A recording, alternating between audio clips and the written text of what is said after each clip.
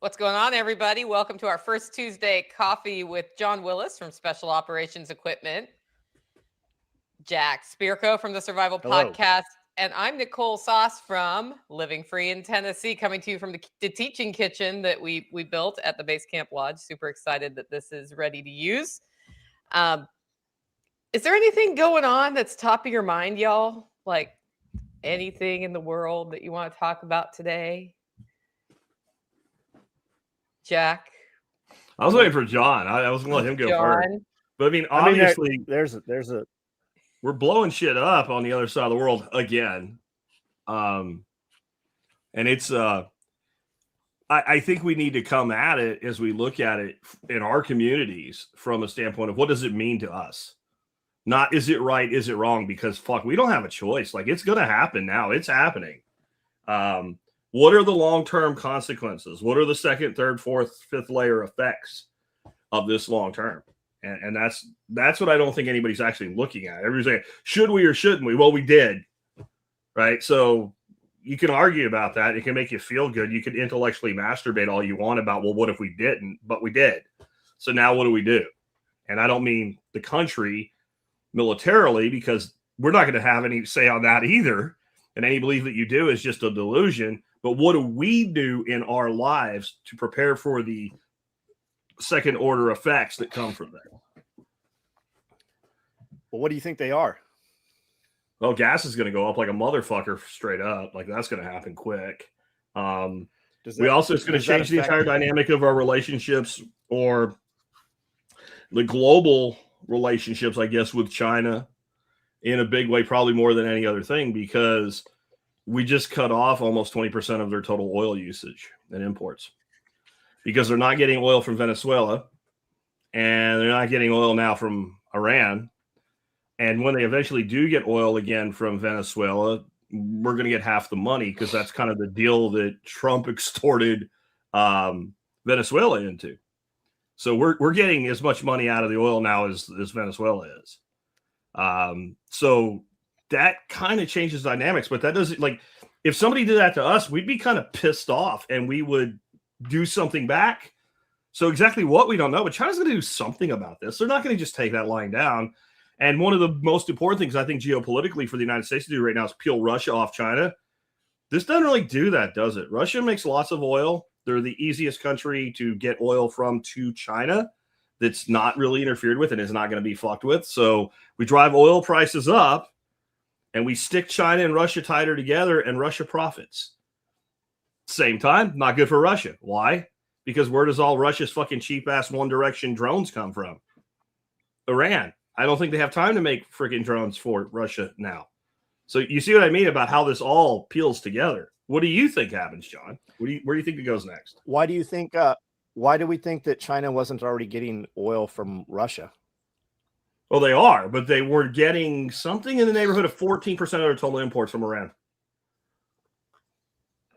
So there's a capacity issue. Why though? Why okay. Oh, why were they buying it from Iran? Okay. Is that what you're asking? Mm-hmm. Over Russia. Yeah, over Russia. Because it's easy to get in a boat and sail from where the oil comes out of the ground in Iran over to China. Got it. Much easier than there's not a Trans-Siberian pipeline into China. And that would be, I don't know that anybody's got that in them to build that. Russia's down to what, 120, 130 million people? That's a big project just to. Do we think the tariffs? Do we think the tariffs are off of China? Sort of. I think what they got replaced was a blanket 15% tariff on everybody on everything. Yeah, so that was. I heard a lot of people originally that were receiving stuff from China, and then all of a sudden they'd get a bill going, "Hey, you owe the United States these tariffs." But that seems to have disappeared, right? A lot of people are still buying junk that seems like it's coming from China, and there's no talk of those tariffs or the elevation in price. So the importer pays the tariff. So the people you're talking to, I mean, are they businesses that are importing for resale? Because that's who should be paying. Okay. I don't know, man. That's kind of weird, because there would be some tariff, I think. And that's what was announced. Now, what's actually being done, I don't know. What the government might do in the interim is stop charging the tariff for a time frame to deal with a potential other, like a fourth level feedback here, which is that now that the Supreme Court has said Trump can't do that, there's concern that some of the people that paid those tariffs are going to turn back around and sue the government for a rebate on what was a legitimate tariff. So if the tariff they paid was 30% and you drop the tariff to 15%, but you don't actually charge it, by the time they get around to suing the fucking government, well, the books are balanced. And see how that works. Like, especially now that they're not paying a tariff, they're probably going to order, they'll stockpile a bunch more shit as fast as they can in case it goes back up, because they're in that reactionary mode. And so if they can bring in enough to balance it out, the government will say, you're right, you're entitled to your rebate, except we didn't charge you on this yet. So right now we owe you $1. We'll put it on your account. Right. Something like that. Like, that could be the play. I'm totally spitball guessing that. Or you can just write it off on your taxes. They're never going to give you the money back. Yeah, they're never going to give the money back. And that would be the other thing, right? So you can write it off on your taxes, but now there's an offset. So maybe they'll send out, like, if you're in a commission-only sales job and you get a draw plus commission and you fail spectacularly, so they fire you, that draw will all be taxable as income, even though it wasn't against the sale. Like, there's different ways that balances are carried over in taxation. So that would be an example of that. So a lot of we're seeing all the footage of like the base where the radar dome got struck, right? Yeah. But then I'm also hearing 10 days prior to that, all U.S. service people were evacuated from that base. And then I've also got people saying that we don't actually use that radar dome was an old piece of equipment, almost like it was. It almost looks like, and I don't know, but it almost looks like you guys are allowed to hit these targets, and then we can be all enraged about it, right? I almost feel like Putin met with Trump and said, okay, in 2 years, or you can, invade Ukraine and we'll act this way and you guys do this. It's almost like it's a script. We're going to close the Straits of Hormuz. And then all of a sudden we just, we bomb all their shit and we break all their ships in half. They even launched a torpedo at one of them, sunk 9 to 11 ships. Yeah. But they're like, we're going to close these. Like, when they announced, or at least when I had heard it announced on mainstream media, they'd already sunk the ships. Like, that had already happened. Yeah. And they're not going to tell you before they sink somebody's ship, because then the person would know and they would try to move their ship out of the way of harm, right? So I love this shit with, like, you didn't brief Congress. And what Hegswood said is we briefed the Gang of Eight, which is like the leadership team for national defense, and that's it, because we're not telling 535 people. And he didn't say the second part, but the second part is because some of you motherfuckers will call your contacts in these other countries and leak everything.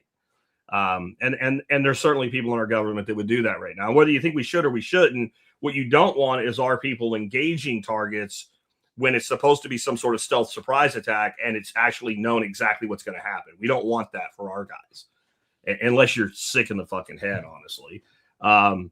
I'm not sure. Like, I don't know that there's like this whole, like, you're allowed to hit these targets or whatever, because they fired something like 600 missiles since the start, the Iranians, and like 12 hit something. Right. That's a pretty poor ratio. And of course, they're making a big deal out of, it penetrated the defense systems or whatever. Bro, if you can knock down 572 out of 600 freaking missiles, then that's pretty good. The problem we have is each one of those, we lost John. Each one of those interceptors cost a lot more than the missiles we're knocking down with them. A lot more. And we can't make anywhere near as many as they can. And Rubio pretty much said that yesterday. So my question is, do you think this adds to or pulls away from the unrest and division on our soil, just from people being willing to go not only from protest, but to violent protest here? Maybe. I don't know. The people that are doing that, anything will do that to them. They're at a point now where, like, if Trump announced that they were going to increase the mandatory size of a jar of baby food by half an ounce, they would go to the streets. And they'd be out there in 4 hours with perfectly printed signs protesting that. So I don't know that it will make it any worse. It damn sure won't make it any better. It is startling to me that the left became pro-Ayatollah in a day. Like, that's, even for the left as we know them today, to me, that's pretty astounding. Like, These are people that their hill to die on is the LGBTQ plus AI, whatever the hell else it is, right? And all their gender bullshit and everything. And you're talking about a regime that literally executes people for homosexuality. And yet now it's terrible that he's dead, right? I do not weep for the Ayatollah or his asshole entourage at all. I don't think we should have done this, but again, I'm always back to, but we did. So now what do we do? Yeah, that's not a, hey, life done free is in the comments. Anyway, No. we're Tag. Hi, Tag. Yeah, my problem is my default is, why are we even getting involved? What are we doing? What are we hiding here? That's the first question to ask. And what else has been coming out right before this? I think the real thing going on here, from justification in the minds of the people in the U.S. that called for it, isn't the story being told. I think it is the weakening of China and Russia. And I'm betting that somewhere behind the scenes, there is a further plan to somehow peel. Like I said, this kind of pushes them together right now, but there are ways that once you get done with this, you can kind of peel Russia off China. If we can do that, then that isolates China. And China is really the other lone superpower in the world today. Like, Russia isn't. People that, are our age and a little bit older and a little bit younger grew up at a time when the USSR was a thing. They were incredibly dominant. They were in all of our news and all of our propaganda, and they were the other nuclear power, and they were much more powerful than they are today just by how much region they controlled versus today with these independent republics that came out of the USSR when it collapsed. So they still have in their head this mighty, powerful Russian Empire, which wasn't even as powerful as you were told it was in the 70s and 80s. I mean, it was on the edge of collapse anyway. So they think that Russia is like our greatest rival, where Russia's basically like, they're a third the population of the U.S. now, in a country that's vastly larger with tremendous amounts of resources they can't even utilize. But the Chinese are incredibly efficient. They have over 1 billion people. They claim to have about 2 billion. I think that number's inflated. But they have the technology, and they're really good at ripping off technology. They also are in a very far more strategically located in the world to cause problems. And we are far more tied to them from a standpoint of, like, we got to be careful, like pinching off their oil supply and all. We pinch and then negotiate. Because if you just slam down on China's going to be like, oh, so you don't need any antibiotics. Right. Right? That is the game we are playing right now. Right? You forget that that's where you get all your shit. And there's so many things like that we get from China that are critical to the United States. Even when John was asking about the tariffs earlier, right? Like, yeah, but it's like all those things were tariff exempt even before the whole Supreme Court shit and whatever. So you can't do anything here with having some other unforeseen effect. It's like taking one of those balloons that the clowns making the animals at a kid's party, blow it all the way up, and any place you squeeze it, someplace else it expands. And I guess if you're the clown and you make the doggies and stuff, you kind of know the rules, but I think this balloon is a lot more dynamic. You're not quite sure what's going to swell up where.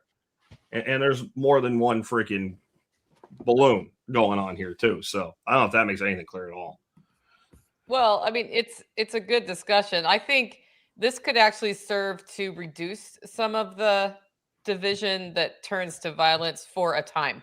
Because what's happening are people are transfixed by we're bombing things, right? Rather than I need to go scream about it.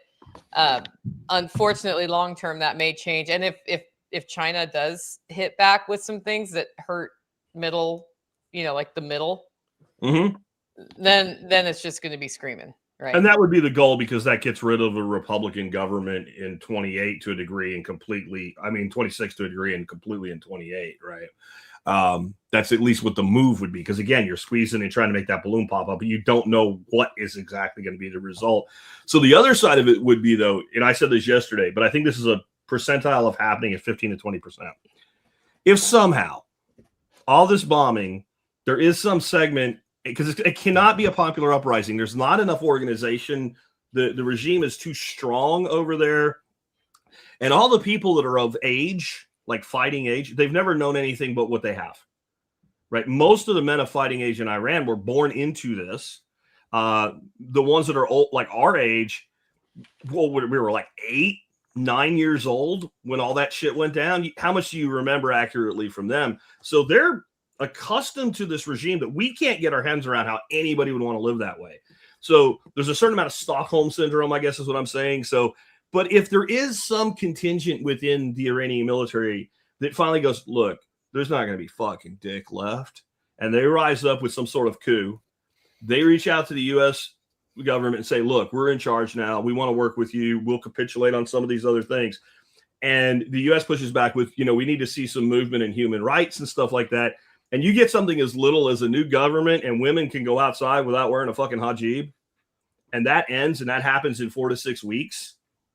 Trump's a fucking hero.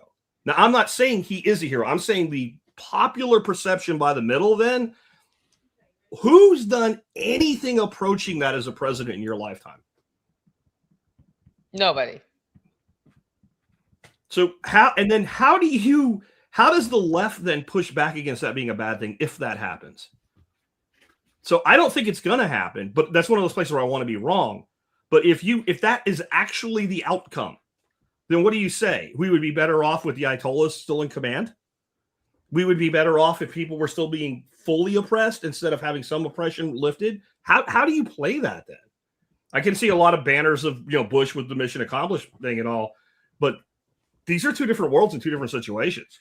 So I'm saying if, big fucking word, shortest big word in the English language, but if that's pulled off, that will quell a lot of the objection in the United States, except for the people that it won't matter. There are people, it will not matter if it could be either side too. It doesn't matter what they do. Everything is bad. Everything's wrong. Trump came out and cured cancer. They'd say he's putting doctors out of business. And they would, right? Or they would say that it was fake news. Fake news. It didn't happen. Well, they're already saying that. Like friendly fire shot down the F-15s.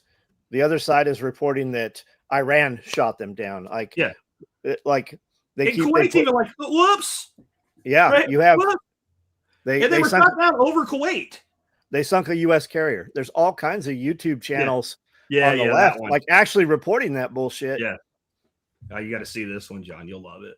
Y'all talk for a second. I'm gonna find this. Yeah. And what's left, right? They overthrow all of this. Somebody steps in. Are women going to be walking around, with their faces out?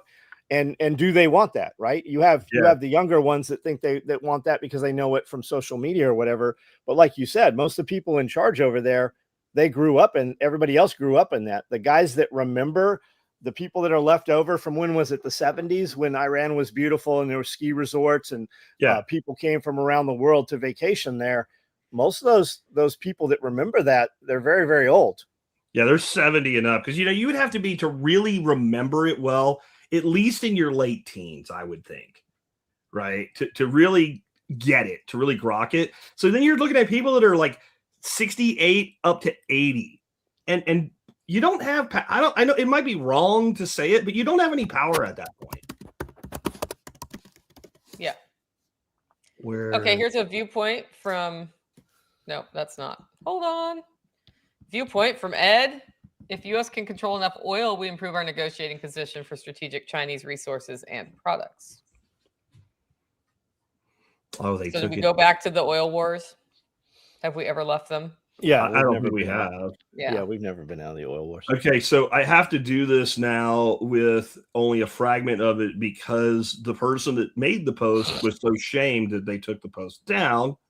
But there was a picture posted on X, and there was all kinds of rah cheerleaders by the retards about how they sunk this carrier, or at least they damaged it seriously. And there was a picture of this carrier that was supposed to be the Lincoln in flames. And not only did it have the wrong ship number on it to be the Lincoln, and there was things like the plane is sitting in the middle of the flames, and it's just sitting there, and it's not burning either. But if you actually, all you had to do was look, and if you look right there, right at the corner of the image, it literally said made with AI on the picture. They didn't even crop it off. And yet there was a tremendous number of special people ranting and raving about how the U.S. is finding out that Iran's not to be messed with or whatever. And when somebody would point out, dude, that's AI, they were like, that's fake news. Like, and that's the level of lack of intellectual debate we're at. Like, we have just like, that is like, you're stupid, not you're dumber. I mean, it's like kids on a kindergarten playground talking smack to each other, like where they're not, before you're old enough to be good at it. Like, that's what these people sound like as supposed grown adults. Do you remember in high school, I don't know if everybody had this experience, but I know in social studies or history classes, we would have debate day and they would assign us a topic. And then you would come in and they would assign you your position. So you had to come in prepared to argue either side. I wonder what it would be like if we could just start setting up debates online like that, on just like stupid topics to start with, to reteach people those skills. Because you can't do it's like we anything lost the capacity to ask, but what does the other side get and what does the other side think? And are they going, like, is there basis in that? Yeah, it would have to be things that are opinion focused and not politically contentious, kind of to start like that coffee out. Is delicious. Where a person could see themselves taking the opposite side of what they believe. Because right now, if you asked somebody on the left to debate why trans people shouldn't be in sports, that's going to be like that right there is mental shutdown. And if you ask somebody on the right to say why they should, that's not happening either. Like handwriting things is better than typing it or something like. Yeah. That would be a good one because should we have taken away the extra space after the period in typing? Because them's fighting words, Jack. I hate I hate that. Right. Here's how you edit Jack's book: find and replace, space. Well, the formatting guy, he does that automatically, whether I like it or not. When he pulls it into his system to do all the formatting, it immediately just does that. It puts everything into block text and it takes out the extra spaces. Yes. But did you see I typed in that way. Did you see the footage of when the F-15 pilot had ejected? The guys coming up to him, the dude had like a stick or something and was gonna like swing at him. And as soon as that pilot said, "I'm American," they completely defused. Like, who did they think was flying that Eagle? Did they think that was an Israeli pilot and they were gonna knock that dude out? And then as soon as they heard, because that's what it looked like. Yeah. Or were they sophisticated enough to even recognize the aircraft? Yeah, maybe. Right. Maybe they saw it go down. They went out there and for all they knew, it was Iranian. Because they did. Like, yeah, I saw that. And then, of course, there was people on the left that tried to spin it of the Kuwaitis hate us because they just cut it off before the part that you're talking about, John, like where they realized it was an American, where he's like, "Thank you for helping us and shit." Yeah. Yeah. And so how do we says everybody needs to start triple spacing every email to Jack. He'd be able to read it better if he did that. Double. But the big thing with the emails, I don't care if you the period in your email, you type how you want. I'm just not doing it. The block of text in all caps. You have got to use paragraph breaks if you fucking communicate with me in text online. Whether it's an email, whether it's a post, whatever. When I get this block of fucking text with no breaks in it, I just delete it. I can't. I'm not reading that. I don't know what the fuck you're trying to do. I don't know where you learned to write. I'm not a perfect writer, but geez, what is that crap? So the rules of engagement in email with you, Jack, are the rules of engagement basically in email with anybody who is a successful business person, basically. Correct. If I get like this long emotional thing and there's no clear like ask at the beginning, I'm a lot less likely to read that. I mean, they teach that, like they taught that in business class in high school. It was like, ask your question first. Yep. And then give your justification. And then, and that's all you ask people to do. And now we have more formatting options in email than we used to with typewriters. So use them. Here's my basic rule. If in 15 seconds, I don't know what the fuck that email's about, delete. I go through hundreds of emails a day and I do look at every one. And I don't know what this is, delete. I don't have time for it. I'm sorry.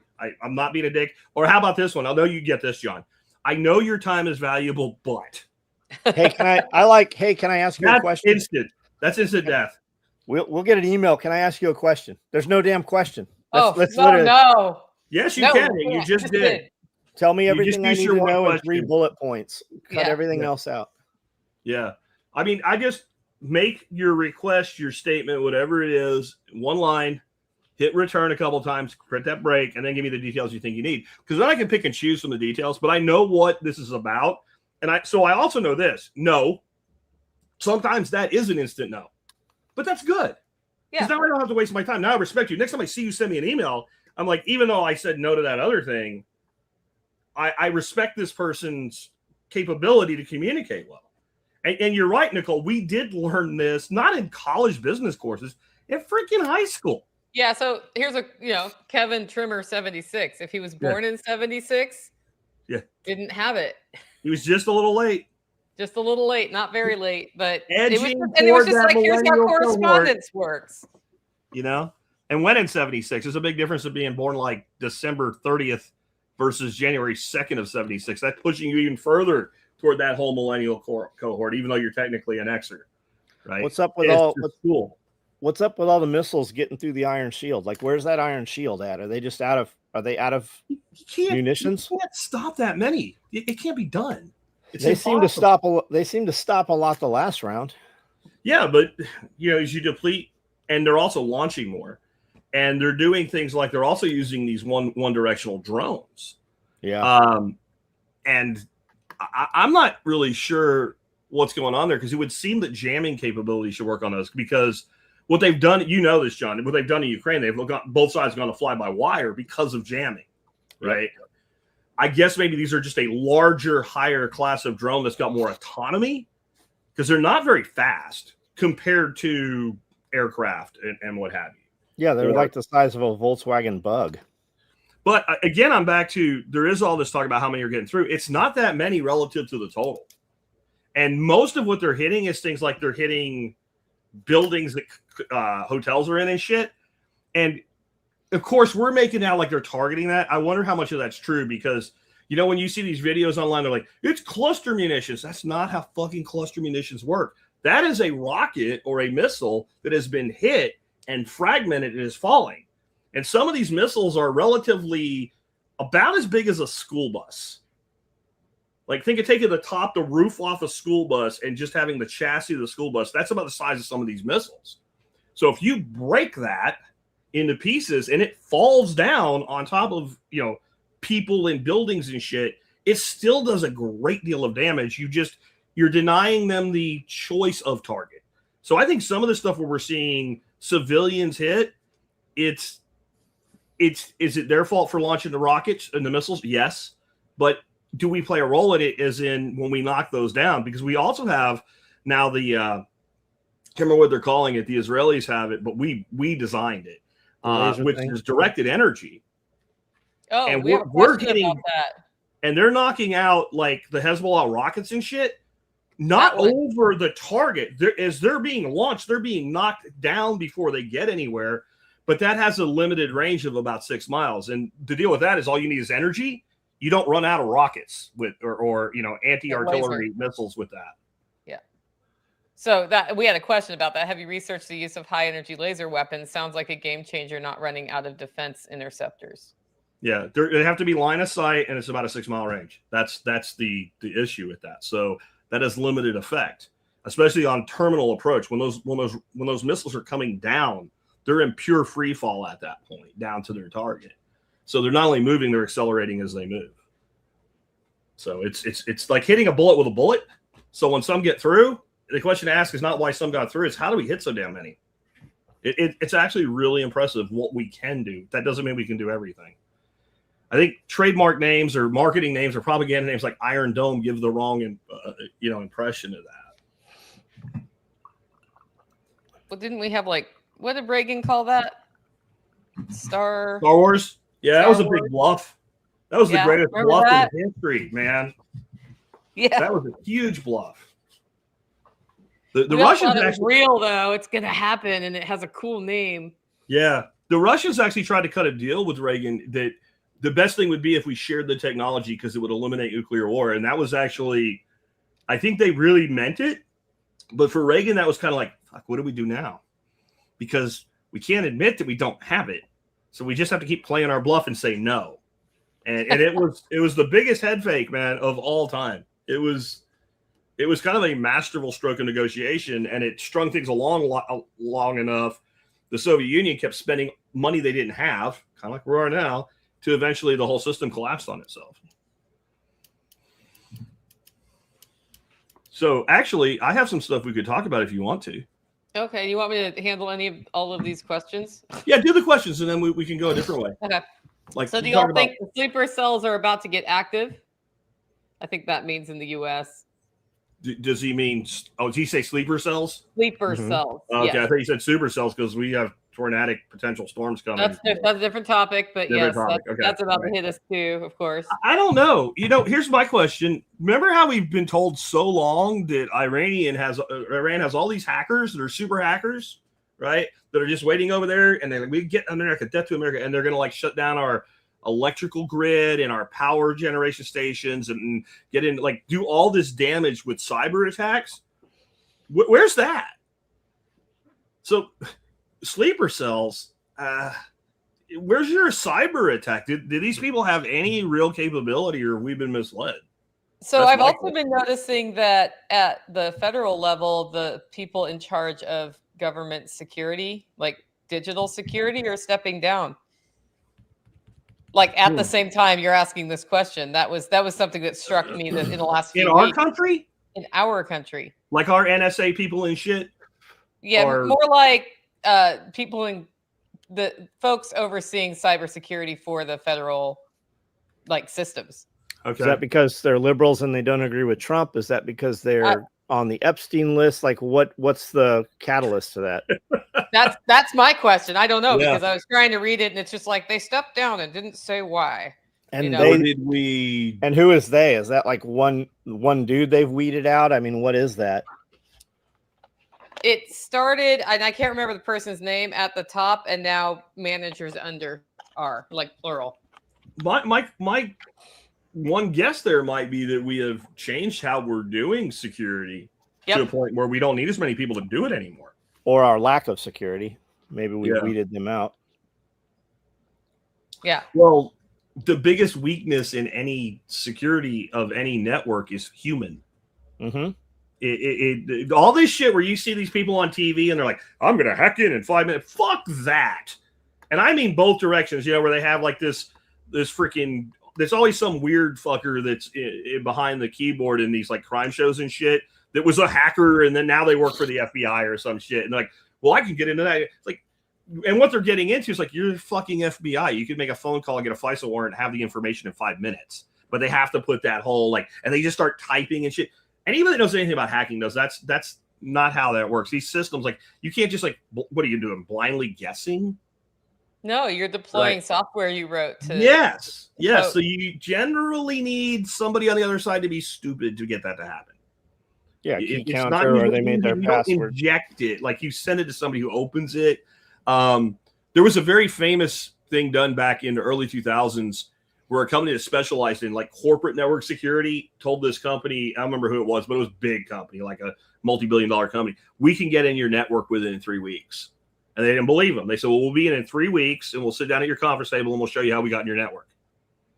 And so they're like, oh, okay, fine. So they had all their guys on high alert and shit. And all they did was they put malware on a few thumb drives and tossed them into parking lots at this company. Yep. And a couple employees took it in and went, I wonder what's on there. And uploaded all the mal code. And so they walk in and they said, we have had no penetration. So the guy gets the fucking laptop out, calls up the malware code, and just starts fucking with shit right in front of them. And they're like, we'll tell you how to do it. You got to sign a contract. But I'm back to, it's the person is usually the weakness. Like, it's not as easy as they make it out to be. And that includes like all these things where you see people like they hack the hospital and shit. Yeah, well, you don't think if I threw 20 freaking thumb drives in the parking lot of a hospital where I know the employee parking is, that's one out of those 20 is going to take that in and plug it into a computer? And now they have shit. It looks like a phone charging cable, but it's actually got USB. And somebody will just walk into that building or office and, plug that cable in, and people will leave it there because it's just a cable, but it's actually got code on it. Yeah, the kid on Sean Ryan was talking about that. He showed a bunch. You can actually buy them off Amazon. Yeah. And if you buy one that like works for like the most popular phones on the planet, you could probably leave that laying around, and somebody in that office will be like, "Oh, free cable."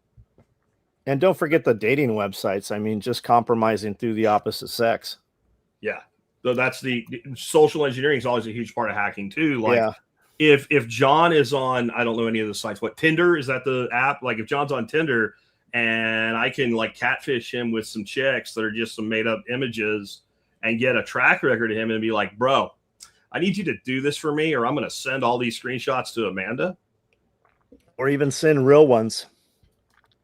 I mean, send real ones. I got a buddy that works for a unit, and they bring these dudes in to this whole, it's a cybersecurity, it's a PSYOP program actually. And they have a Facebook that looks just like Facebook, but it's all air gapped. It's only the people involved in the program and the people on the base. And they send females in, and these are all SF dudes. They send females in, and they have them in the classes, and then they track the relationships that happen between them.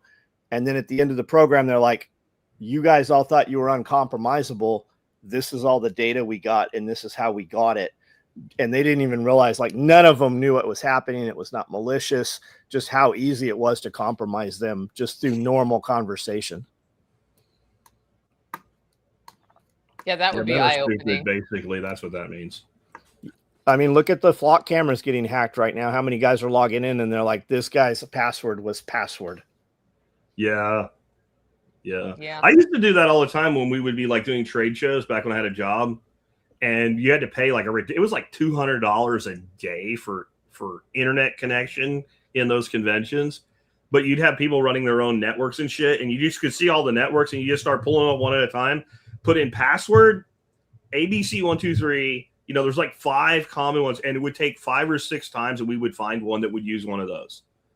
And people say, "Well, you hack." I didn't really hack it. It's not hacking; it's guessing. And the other side of it is, once you were on that network, you couldn't necessarily see what's on their devices, but you could use that pipe out. So yeah, there's a lot of that too with people using password. What was it? Remember Spaceballs? 1, 2, 3, 4, 5, and they're like, "That's a password an idiot has on his luggage." And then the president is like, "I better change the password on my luggage or whatever." Right? Like, it's still a thing, and that was what, the 80s. That's because nobody likes to remember passwords, and then they put more and more rules on them. Yeah. Which makes them less secure because people write that down. Yeah. The guy that created the protocol for like one symbol, uppercase, whatever, and then where systems force you to change that password like every 6 months or every 90 days, said he did a terrible disservice to society. He wishes everybody would stop following that. Let people set whatever the fuck password they want because they'll remember it. And then as long as they don't put out there what their password is, which no matter what you do, if you do that, you have a problem anyway. And that people just doing things like, their favorite cartoon character and their date of birth and their dog's name merged together, like, that's really hard to crack.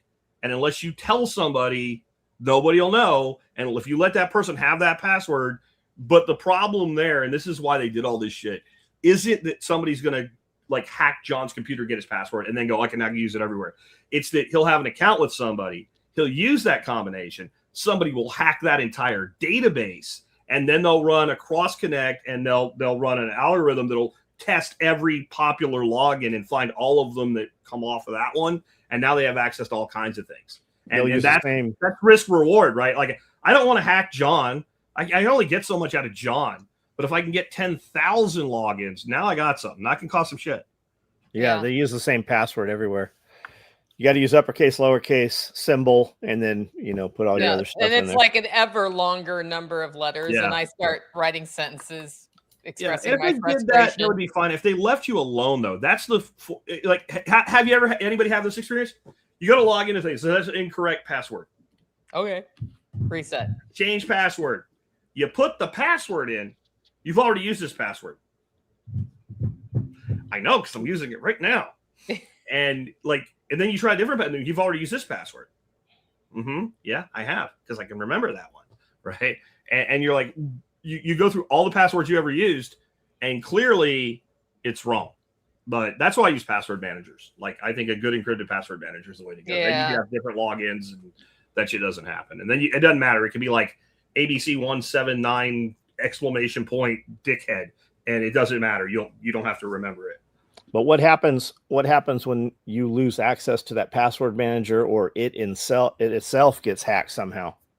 So I run mine off of the Start9 Embassy's private server. Got so it, I okay. have access to it at all times, and good luck even seeing the server, let alone hacking into it. And then again, you're expending all this energy to get the passwords of one person, and hacker groups and shit. Like, that's just not, like, there's a risk reward ratio to everything. That's why the little minnow swims past the bass, and the bass is like, it's not worth opening my mouth for. There's not enough calories. There's a best-selling book. I don't know if it still is. It was called "What the Fuck Is My Password and Other Shit I Can't Remember." It's just, you write all your bullshit in there. It's literally like, that's a good idea. Plus, then I have a backup of that as well, so that's on a stick and that's in a safe place. I mean, it's like keeping your seed phrases. You got your seed phrases somewhere. Yep. Hopefully. Yep. Stamped into washers.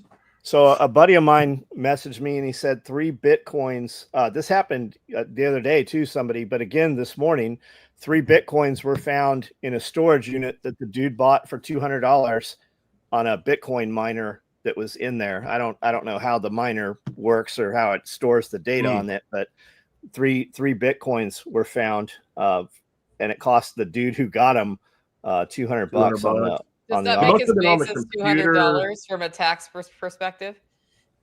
Says another person found a block of Bitcoin, 3.2 Bitcoin, on a rented Bitcoin miner. He spent $200. Huh. I'm not sure how that would work, because when you mine, it has to go into a wallet, right? There's a payout. So I'm not sure, but okay. That's just how it was phrased, is maybe not. Like, there's probably a mining computer and there's a wallet. Yeah, maybe I misunderstood it. Guys have also been renting time on Bitcoin miners, and yeah. You still need to phrase the password some way to get into that wallet, right? So the problem is you probably put it in there with like a sticky note with the fucking shit on it or something. It's stuck on the bottom of the thing. Yeah. So here's a fun one. You just put random sticky notes around with 12 words on them. Yeah. I can't hack my time. I can't hack a 4-digit code on a iPod Classic. I mean, imagine having 11 or 12 words. I did one time. I said, like, this is an example of a seed phrase, and if you read it backwards, this isn't a seed phrase, you stupid fuck, or something like that, But like, it looked like a seed phrase, and people were like, "You let your seed phrase out." I'm like, okay, go ahead, try it. Yeah. Oh nope, that's the wrong order. Try a different order. Try it from back to front, asshole. I'll go up and down. You asshole. All right, so hey, I'm reading this book. It's called "The Collapse of Complex Societies" by Joseph Tainter, and I thought it would be kind of cool. I'm going to do a whole show on this eventually, but it leads off with 11 suspected causes of why societies collapse. Because believe it or not, science is like, we really don't really know, because every explanation, some other society went through that in a worse way and they didn't collapse. So what is the combination? What's the secret sauce to see civilizations collapse? And that doesn't always mean going away. Like, the Roman civilization collapsed, but the people didn't go away. All the places are still there. So it doesn't necessarily mean like the Mayans, where it's just empty ruins. So I thought I'd just throw each one at you and see what you think of it. And some of them might require explanation. So if it does, tell me, but I'd like to hear from both of you. Where do you think we fall on the scale of these 11 things? Number 1, depletion of resources. I don't think we've depleted our resources. No, I think we're being lied to about our resources being depleted. I agree. We've got a lot here. Okay. So I don't know. I mean, I don't have a numeric number to put on that. But But that one makes sense, right? That would be a cause of civilization collapse if you ran out of a resource. So we say we're not depleting resources. Engineered scarcity is happening, but if not logistically, are we depleting resources that people depend on from a practical standpoint? Like, I don't know, the ability to have a house. Well, like water costs are doubling, right? People's water bills are doubling because of data centers. That doesn't mean there's not a sufficient supply. It means you can't afford it. Correct. And then those people also won't have a job because the data centers will replace the need for them. And how about electric bills? Same over the last 5 years, right? Yeah. So the depletion that we would have, I would say, be an artificial scarcity, but it has the same potentially net effect. Okay, next one. This is going to be one that's hard for people to grok at first, I think. The establishment of a new resource base can actually cause a collapse. Okay. Can you get how that might happen? Oh, yeah. Because I was like, wait a minute. And then I thought about it, right? So Yeah. like AI. What do you think on that? Like AI, exactly. And that would be an example. What happens is people stop relying on the resource base that controlled them, and they become more diffused in their focus, and therefore less central identity in the civilization. Because what really holds a civilization together is a common ideal. And that's not on this list, but I added that one. Okay. How about insurmountable catastrophe? Sure, we get targeted with that over and over, right? And a lot of it's distraction, right? A lot would say that this invasion is a distraction from the Epstein list. Yeah, yeah. I don't think we're anywhere near that one particularly, but if I'm evaluating, could it cause the collapse of a civilization? I would say, Pompeii, for instance, or something. Yellowstone blowing up, for example, that would do it, or California falling off into the sea. I mean, we joke about that, but that would actually have a pretty big ripple effect. How about insufficient response to circumstances? Yep. Does that feel a little closer to home? That and overreaction to circumstances, yes. Insufficient overreaction would be a type of insufficiency, because whatever you're overreacting here, you're not covering there. So this is interesting to me because I've studied civilization collapse. And there's plenty of instances just here in the Americas. We don't have to just do Greek and Rome and whatever and the Chinese dynasties, where these tribes that had grown into basically city-states had everything they needed to fix the problem, but they had grown so large as a polity that they put all the resources into maintaining the affluent level of society, and they didn't fix the actual problems. This creates resentment, and then the population goes, well, fuck you. So somebody in the comments brought up back to the first one of resources, the soil depletion, which I didn't think of originally. And that's actually huge. That's a huge problem. Yeah. We only get away with it because we have so much damn land, right? And we keep sciencing our way out. We'll get to that, though. Other complex societies. So sometimes a civilization can be absorbed by another civilization. Now, that doesn't necessarily mean a direct, military invasion.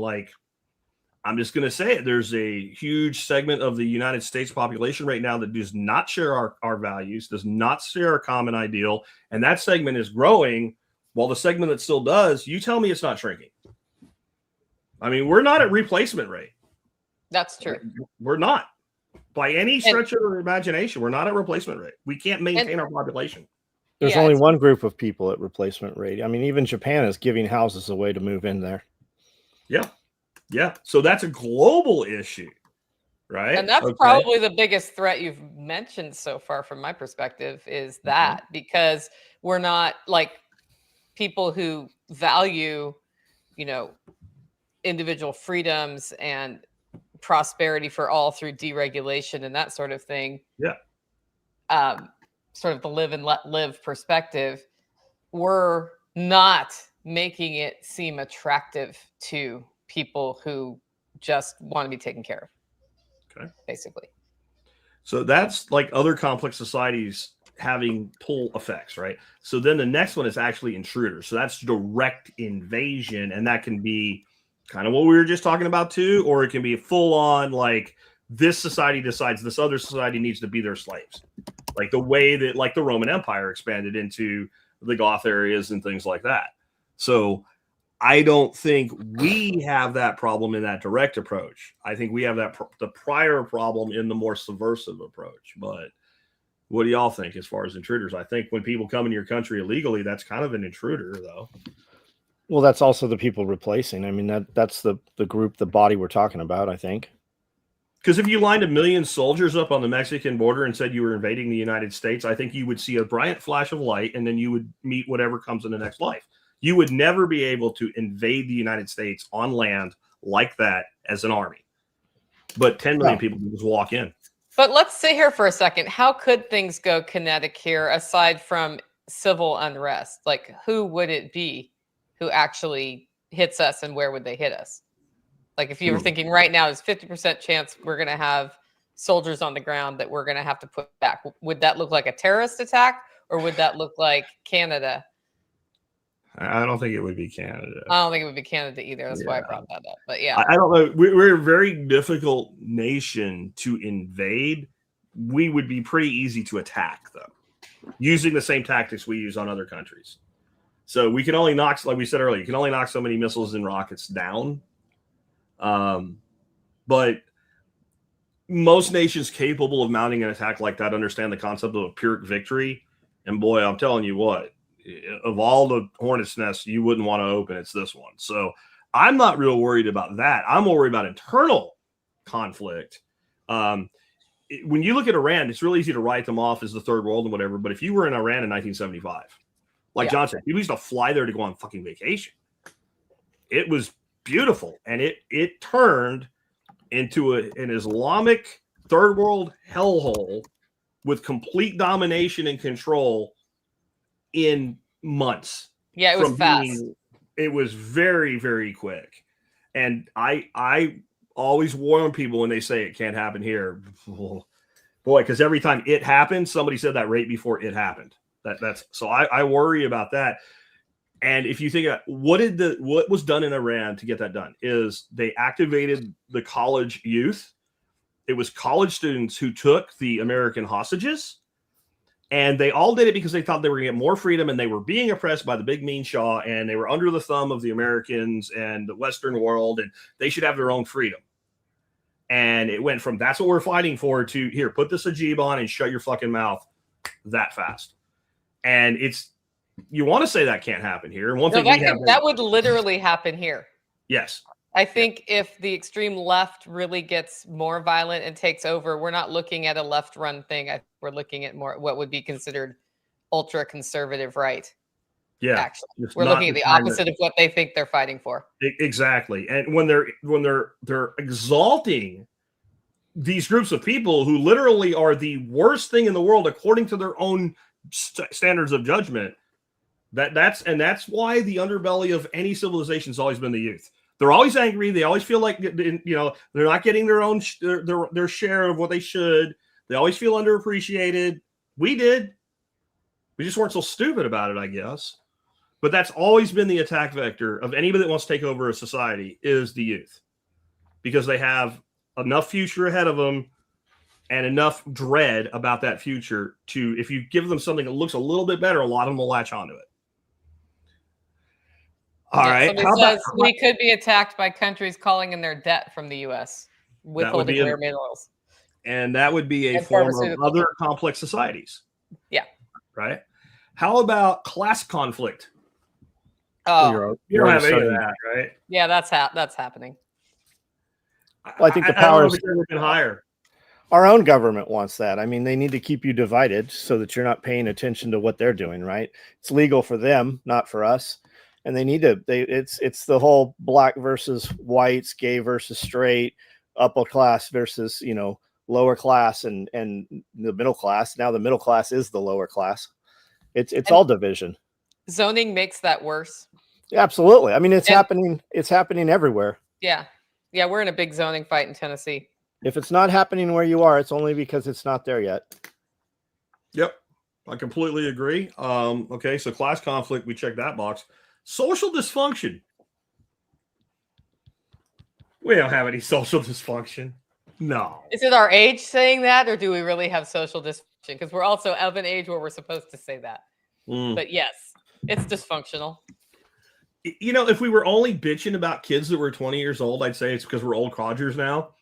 But there's plenty of people our age that are this mentally devoid of common sense, right? Like, people can't function in society. And well, go ahead.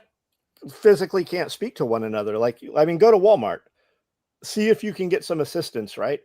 You've got, at least our Walmart has a bunch of horse face, no body shape. I don't know what the fuck they're wearing for clothing. Like, I don't even know where that came from. And they just like, they almost look like they have no soul. They sit up there and pretend to watch you check out. There is no eye contact, and they're constantly texting. Where in the fuck can you get a job where you can stand and just be on fucking social media all day? Because when you walk past, that's what they're on. They're on social media, and they're paying them to stand there and then harass you when you try to go out the door. Yeah. Now, but the other side of that is, how does that affect that reproductive rate? Like, oh, they're not reproducing. 18-year-old dude on average. I'm sure there's always exceptions, right? There's always the wings of the bell curve. But the average 18-year-old male today, can they confidently walk up to a female and go, "Hey, I really like you, and I was wondering if you want to go out on a date with me"?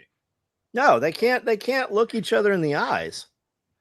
You know, do you want to go to the, we had all this build up, like instead of like, hey, you want to go to the prom? Now we have promposals and everything. Everything's made into extravagance, and then everything's also digitized. And the ability of people to interact, like drinking's down, is that good? Yeah, but is it down just because younger generations are making the choice not to drink, or because they're not going to real world social engagement where people drink, like bars anymore? And can't afford it. I mean, like, and you talk about the population decline. They're not breeding because they're vaxxed to the max. We've still got them wearing masks. Yeah. Like everything's a victim. Like when you get close and you listen to the actual conversations, something is like the conversation that is taking place is, I have this ailment. I have this thing. This is wrong. This person wronged me. There's never positivity. Yeah. And I also think you have like this phenomenon today with all the filtering and all the positive reinforcement on the female side. There's a lot of women that, I don't want to be mean or anything. Let's say they're like a 5 or a 6, but their standard for a man is like a 9. Yeah. And right. I mean, and you can say whatever you want, but there is kind of this way that society has always worked, that people always shooting to be a little above their pay grade, but like you also accept kind of who you are and what you can get from the other side. But now we have like this whole group of men that, like in the words of Homath, these are literally not people in the eyes of females of their contemporaries, so specifically in that 30 and under range, you know.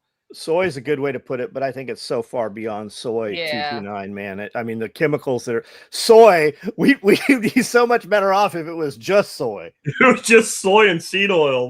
I mean, go to Home Depot or Lowe's and just greet the people that work there. Most of the employees will not look at you. When you find the old dude, hey, what are you looking for? What can I do for you? He actually knows the application of it. He knows he has some advice for you. Go find the young dude. There are few and far between who will even assist you. Like, hey, can you unlock this lock? I'd like to buy one of these flashlights. And they can't, literally, it's a 4-digit lock. They got to find the person that has the code. And it's always the old dude. It's never, man, it's so frustrating. I go to Home Depot or Lowe's and want to buy this thing and it's locked up. I just won't buy it from you. I want, if I have to, because you can't get your employees to do what they need to do or stop the theft, I just won't buy it from your company. I'll just go on Amazon and order it. And Amazon's the devil. I believe that wholeheartedly, but I can get it from Amazon and have it here tomorrow rather than trying to find one of your employees that doesn't want to assist to open the latch so that I can buy it from your company. I'll pay $8 for the $6 hairbrush before I'll go wait for somebody to take the fucking hairbrush out of the right. And that is part of the social dysfunction, right? Like people, like not only can people not communicate and like, oh, hey, 4571, here's your hairbrush. That would be a pain in the ass, but at least it would be, you could bear that. But part of the social dysfunction is, why is that shit locked up? Dude, I went to Walmart and we go to the cosmetic aisle and they've got all these like Lexan plexiglass boxes around everything. First of all, when you walk in the aisle, it has a doorbell, ding dong, so that you know you're being recorded and there's a monitor of you on it.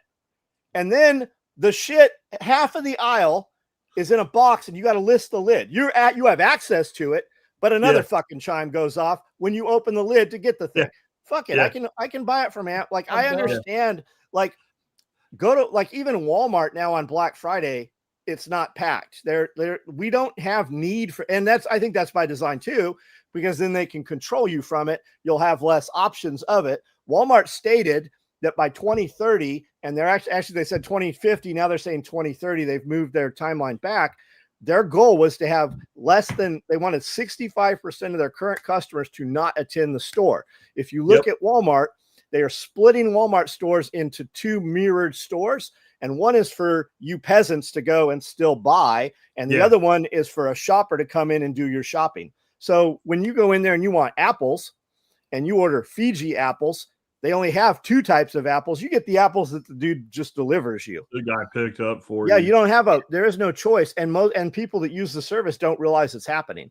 But so yesterday I had a really good experience. I mean, we could agree that what's causing this is theft. If people weren't like literally, like what you're describing, it's like you're doing a Mission Impossible level protection for like razor blade, shaving cream, and fucking Q-tips, right? Like you have to go through this maze of technology to get razor blades. But we live in a county of 6,000 people. The city has 3,000. How much theft could this Walmart possibly have? Or is this to get you to accept what they're about to do, right? Look how many businesses went out of business during COVID. Or is it standardization? Like, this is how we run our stores, because if you go to LA or you go to Portland or you go to Seattle, it is theft. Yeah. And most of these enterprises at this size, they do a standardization across all things because it's just easier to do that way. You train everybody the same way, you manage everybody the same way. Because like we have like Seattle, like they're running out of stores. Fucking stores are just like, fuck it, it's not worth it. I don't want to be here anymore. Between the tax and the theft, and you won't prosecute the fucking people that steal. Fuck it, we're just going to close the store. And you have the mayor saying retarded shit like, we're going to force them to stay. Well, good luck with that, Karen. Massive shopping mall in Nashville. I think it's actually Franklin. Huge, 3-story, big, huge, still existing. Yeah. They just sold 85% of their parking to a development company. So we noticed when we went there a couple of weeks ago to go to a bra store, right? Victoria's Secrets. They had I go, did you just valet? Did you just pay to park? Like she scanned this thing and paid for preferential parking. Well, that's what it's all going to be. It's going to be pay to parking, 85%, and they're building stack and pack apartments, skinny apartments. And then on the base level, there will be some more businesses outside. This is the same mall that we hadn't been to in 5-6 years. We went to it about a year ago, and they had swap meet shit on the base floor where you usually have the Israelis, beautiful lady, let me touch your face and sell you this bullshit. Yeah. They had literally dudes had thrown up folding tables and were selling shit they had brought from their house. Oh, wow. So what you're saying I want to give you a gem of hope, though. All right. Just a singular experience I had yesterday between gym and choir. I wanted a cup of tea, and I had hot water, but no tea bags. So I go to Food Lion, and I walk in, because I don't do that, but I don't usually go into grocery stores. I'm like, I have no idea where it is. And this guy who was young, putting things away, looked at me, observed that I looked confused, and asked me, can I help you find something? And then he told me right where it was, looked me in the eye, and I was like, whoa, that hasn't happened to me in a store in like 3 years. Well, 2 things. Number 1, he was homeschooled. Or number 2, he was hitting on you. Maybe. He was hitting. You just don't realize I look after the gym with my face already. He was hitting on you. He must have wanted to date mommy then. Well, yeah. Maybe. Why would he want one of his peers? Yeah. That's a good thing. Somebody's like, he was homeschooled. What? This is a good one. The anti-theft measures are not just control mechanism like John is saying, but also the younger generation doesn't regard property properly anymore. They are being indoctrinated. Yeah. So there is no property, I'm not stealing. Nobody is illegal on stolen land, right? But this is what I think of when Nicole tells that story. Right? This is the bell curve. For people on the audio only, there's a guy standing in the center of the bell curve, and it says, this is how things work. And then there's a chick on the very far end of like the 1/4 of a percentile pointing down and goes, how do you explain this one?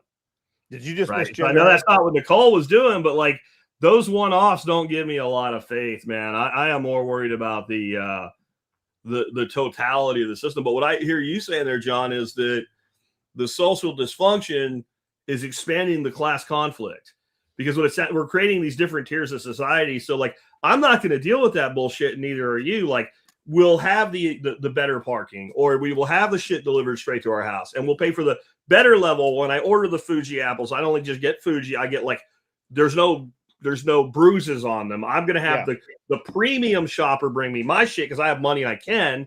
and then the average person is going to have to go schlep through all the shit and be abused, and that's going to make them resent me more, and them say I should help them, and I'm not going to do that because I'm like, you should fucking work. So those two seem to mix off each other and aggravate each other. Yes, and this thing right here amplifies it, right? I post eggs for $4 a dozen.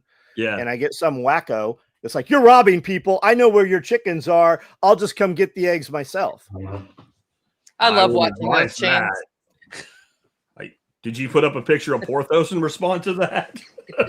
No, other people did, but I mean, it's pretty wild, right? It got to the point where I tagged the sheriff's department and the sheriff and said, hey, I just need this documented at this point, because this dude clearly is crazy. And he's clearly trespassed if he's saying he's been on the property. So I just need documentation in case something happens in the future. So if he gets eaten or and then weeks later after the fact, wackos show up and they're like, well, clearly he was just, you're over exaggerating this. Yeah. He was just agitating you. Yeah.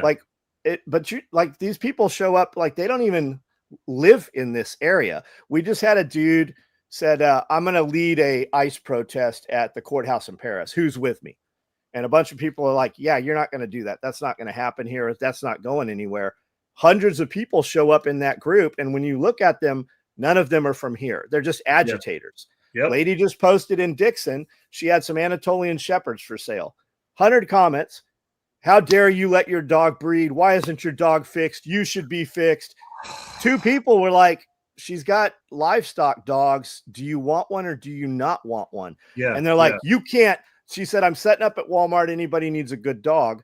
And 50 of these comments were like, Walmart won't let you do that. You can't do that. They're going to shut you down. Like, it's just. And I wonder how many of those are from a cell phone in a rack of cell phones in China. Are they, or is it crazy people? I think it's crazy people that are in Reddit groups and like the animal rights people, for instance, and they all pour in, or the Ice Watch people and they all pour in. Yeah. They pick one and put them on blast and then it all. Yeah. Yeah. That's a thing. Yeah. That's a thing. Definitely. All right. Here's your next one. Mystical factors. So what they mean in the book, because this does review like all the collapses we can document to try to figure out what causes it. That's the whole point of this dissertation. And so they mean something like, the leader of the polity was supposed to, because they did all the right things and sacrificed the virgins or whatever, the volcano was not supposed to erupt. Well, when the volcano erupts, not only does it cause damage, it also causes people to look at the leader and say, well, maybe you really can't do the bullshit you said you can do. I don't think we have that problem directly, but it sounds very familiar to like, I'm going to fix everything and then you don't.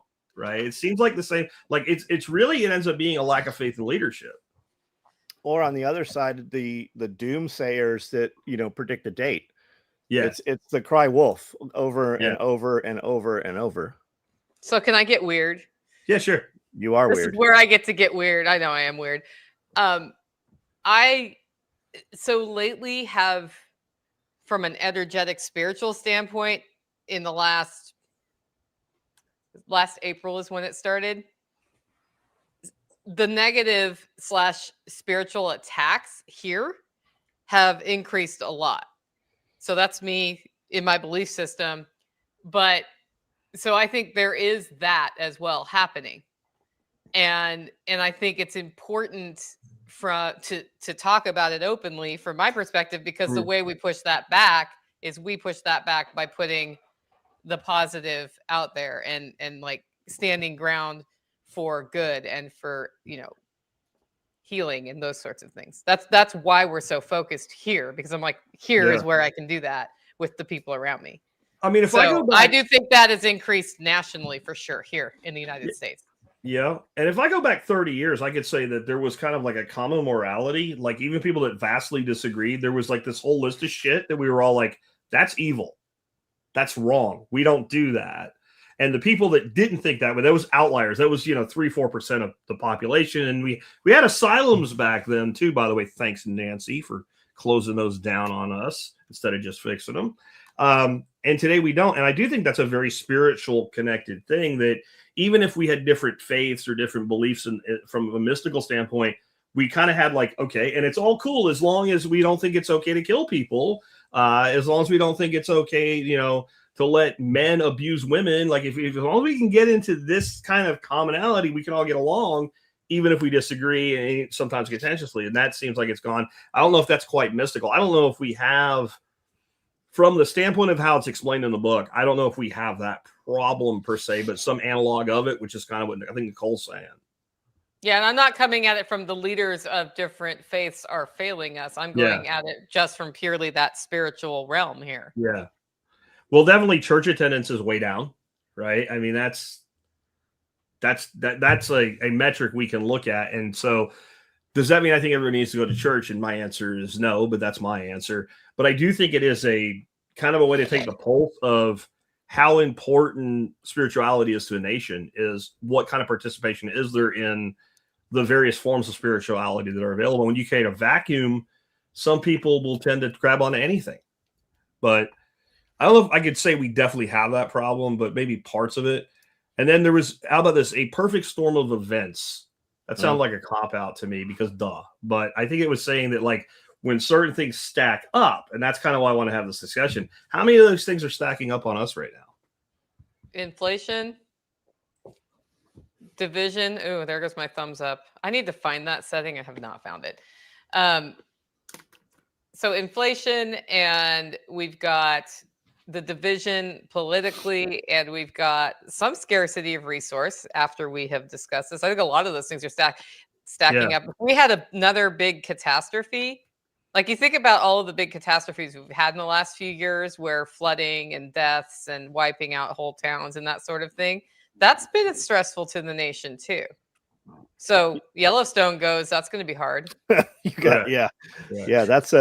everything else doesn't matter if Yellowstone goes. Yeah, Yellowstone goes. We need to make a bingo card like Yellowstone goes is one of them on the. Part of where the author and more of the, like this is a very deep, kind of somebody would write like as a PhD thesis or something, this book.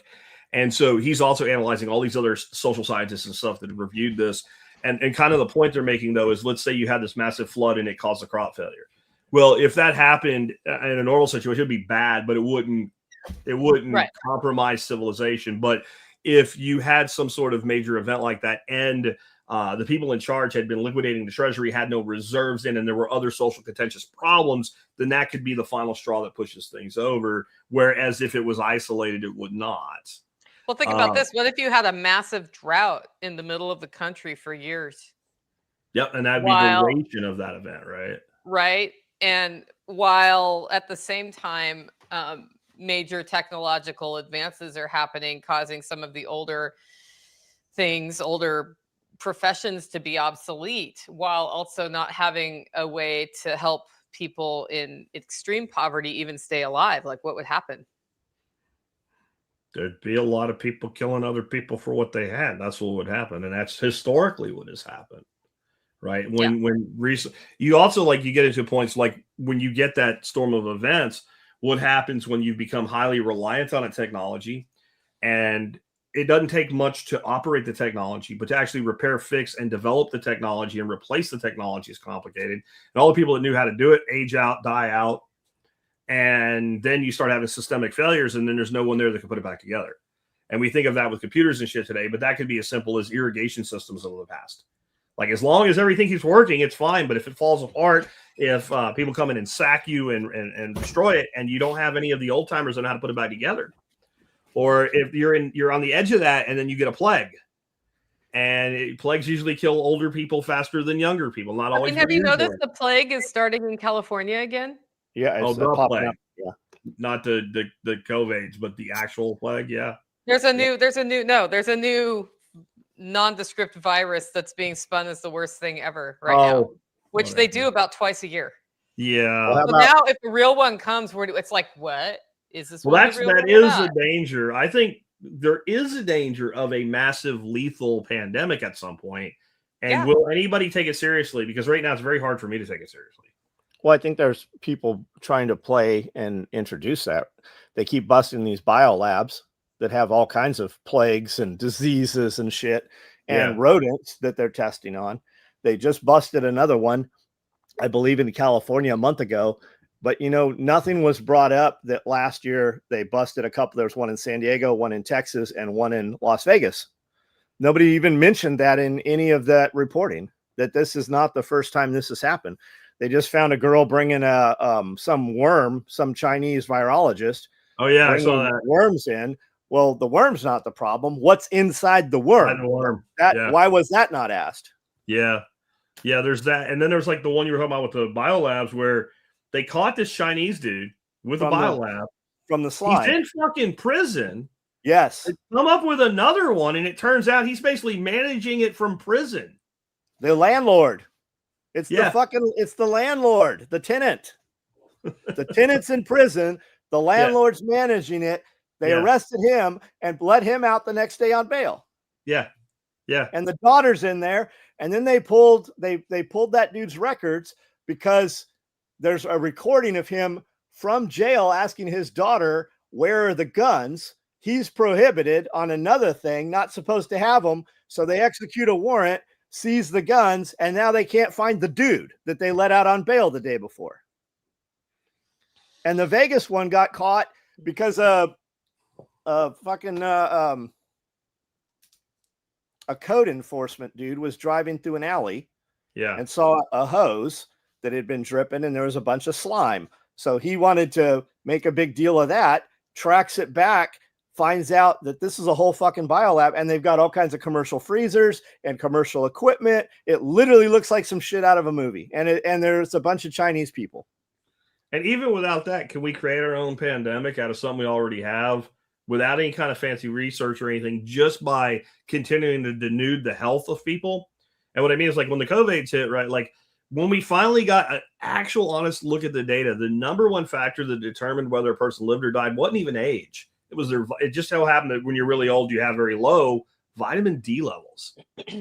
So people with very low vitamin D levels did poor. People with moderate did okay. And people with really high vitamin D levels tended to not be affected much by it at all. There was also, like, what's your selenium levels? There were several different mineral nutrients that people tend to be low in. Zinc as well, that if they had good levels of all those, they were the people that were asymptomatic or whatever.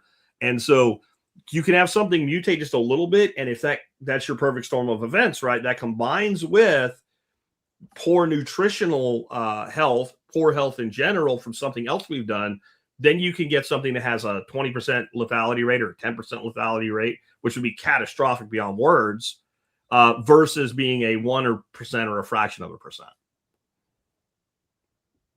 Yeah. All right, got one more for you. Okay. This is an easy one. I like this game, I'm sure Jack. they put it last. Economic factors. The economy is fine. Nonsense. Yeah, it's good, right? Yeah. It's great. Examples are like the Roman Empire beginning to debase the denarius by simply bringing all the coins back in and remelting them and adding more base metal to them, and then saying they had the same face value. And that caused inflation. And it was that's the problem. We look at all these societies. This is why I went down this rabbit hole. We look at all these societies that collapse, and we always want to say, well, it was when they debased the money or whatever. Like, yeah, but what else did they do? And what I found, I'm about halfway through this book, like, there isn't a society that I've examined so far through the book that you can say it's one of these things. It's always some combination thereof. It's A leads to B, leads to C, leads to D, and the reactionary mode. But, like, the most common thing I see is that when you look at what we know, because some of these are very old civilizations, it appears in most of them that the people that were in power had everything they needed to fix the problem, but chose not to. Well, they're all digging bunkers right now. They don't have to fix the problem. They don't want the problem fixed. Yeah. That's how they control. Yeah. Like, so who benefits if our society collapses right now? Well, one world governance. To have one world governance, you have to get rid of China, Russia, and America. Or at least have turmoil. And I mean, for one world governance, I mean, are our politicians not already bought and paid for? Yeah.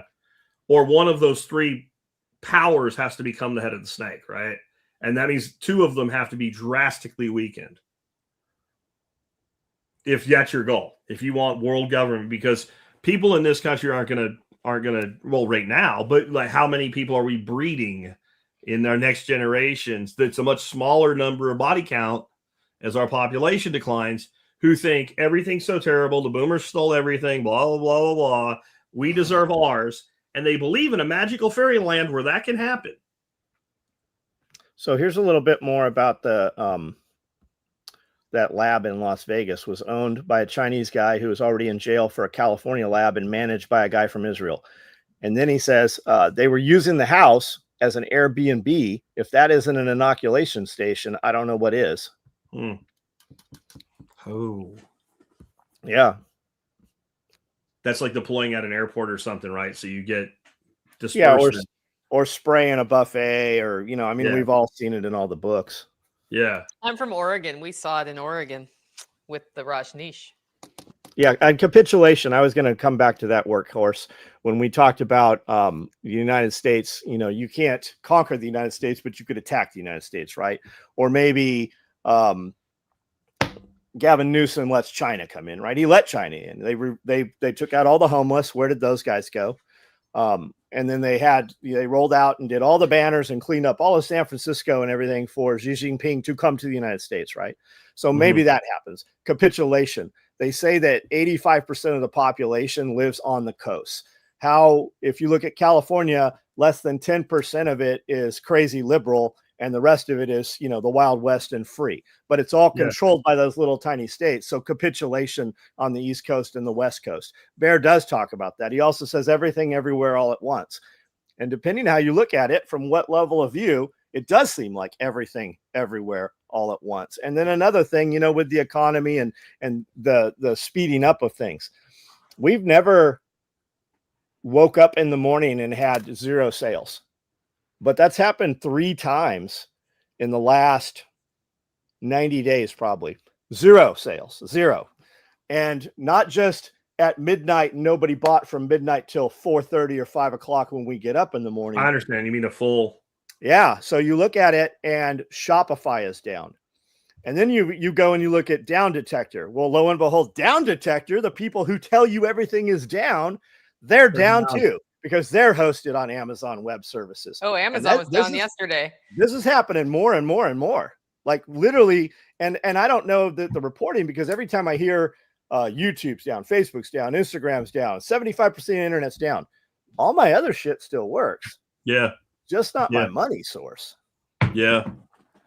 Yeah. And the weird shit is we don't have any emails from any clients going, hey, your website didn't work. But when we ask, 30 of them are like, oh yeah, I couldn't log on. I just couldn't check out. The cart works, the site works. The money exchanging portion was cut off. They couldn't pay. Well, and a lot of these hacks where they do ransomware and all, there's nothing that actually prevents the service from being delivered or the product from being created. It's that you can't bill and you can't log the billing. Like some of these hospitals have been shut down. There's nothing that stops the guy. Oh, that guy over there needs this drug. Okay, go over here, open the fucking thing, walk over here, hook it up to his fucking IV and turn it on. They won't do it because they can't document it and they can't bill for it. And I mean, say something about Middle East, New Jersey right now, right? And all of a sudden, none of your banking works. Look how many content creators talking about that area of the world literally have had all of their commerce gates cut off. Well, we had Operation Choke Point, where they tried to cut off all of the Bitcoin crypto stuff. Yep. They were debanking people who weren't even doing business in it. They just had it. And their bank knew they had it because they had transferred to like a Coinbase or a Gemini or something. And they shut down their bank accounts. Yeah. And they were shutting down bank accounts too of like nonprofits that were conservative and things like that. And people look at that and go, that was one vector of attack. Well, they could decide to do that to everybody. Yeah, and I'm not even talking about cyber attack. I'm just talking about governments in power. Well, I'm saying if they can cyber it, then the government can do it intentionally, right? Yeah, that wasn't cyber. That was banks consciously working with the government. Yeah, Bank of America shutting down Remington that had been a customer for over 120 years. Yeah. Yeah. I think one of Trump's sons was just saying he was debanked recently. Yeah, it wouldn't. You're a fucking son of the president of the United States. I mean, whether you hate the guy or not, you gotta let that sink in. Yeah, because there's people like, oh, fuck them, I don't care. Well, Bro, think. If they can do it to them. These are the same people saying that when they blow up a narco drug boat, that means you might be out there fishing and they'll blow you up. Like, oh, geez. So you're going to make that leap. But you can't comprehend that if you can shut down somebody like that financially, that you can do it to anybody. And right now there's what's his name? Fink from BlackRock. I just had this on yesterday. He's over at the WDF. He wants a one world global blockchain to manage all finance. Yeah, as a portal. Isn't that US coin or whatever, the portal? So everything. No, he wants much more than that. He wants this to be literally one world blockchain to rule them all, one ring to bind them, right? Like literally, he wants the one ring of Sauron economically not for the United States, for the world. Everybody. You want to tax somebody? You make a new tax, you just like, okay, we're just going to take 2% of everybody's savings. Boom, just moves it over. We don't like John Willis anymore. He does bad things. We're going to reduce his carbon allowance. And then what'll happen is at a certain point, you can't spend the money. Or it'll be like some of the tollways now. Like they literally have sensors that can be like, you have two people in the vehicle, they charge you less than if you have one person in the vehicle with the toll tags. So you could do that with a currency like that. You could say like, once you've exceeded a certain allowance in your carbon or whatever they want to limit, you can still spend your money, but now you have to pay a higher sales tax on it. Yeah, they can also, you have 90 days to spend your money. Isn't that what's happening supposedly in China? Yeah. Yeah, they give you money, but then you have to spend it all within a given period or they take it back. No generational wealth. You can't have any accumulation, so it keeps you in your... And that's common in government budgets here, and it has been for years. When I ran a motor pool in the Army, like at the end of the fiscal year, they're like, buy fucking everything. Get extra, spend every fucking penny in your budget. Because if you don't spend it, they're going to take it back, and in your new budget is not going to have that. They're going to reduce it by that percentage because obviously you don't need it. So it was just like fill the parts bins, do whatever, spend the money. There was two huge anchors at one of the naval air stations, like the kind of anchor like a battleship would use, and it turned out down in Panama that they had actually spent the money on those anchors to do that because that unit needed to get rid of that money. So they bought two battleship anchors and used them as ornaments. Like I worked at a corporation who ran that way, and it was the dumbest thing from a financial planning standpoint.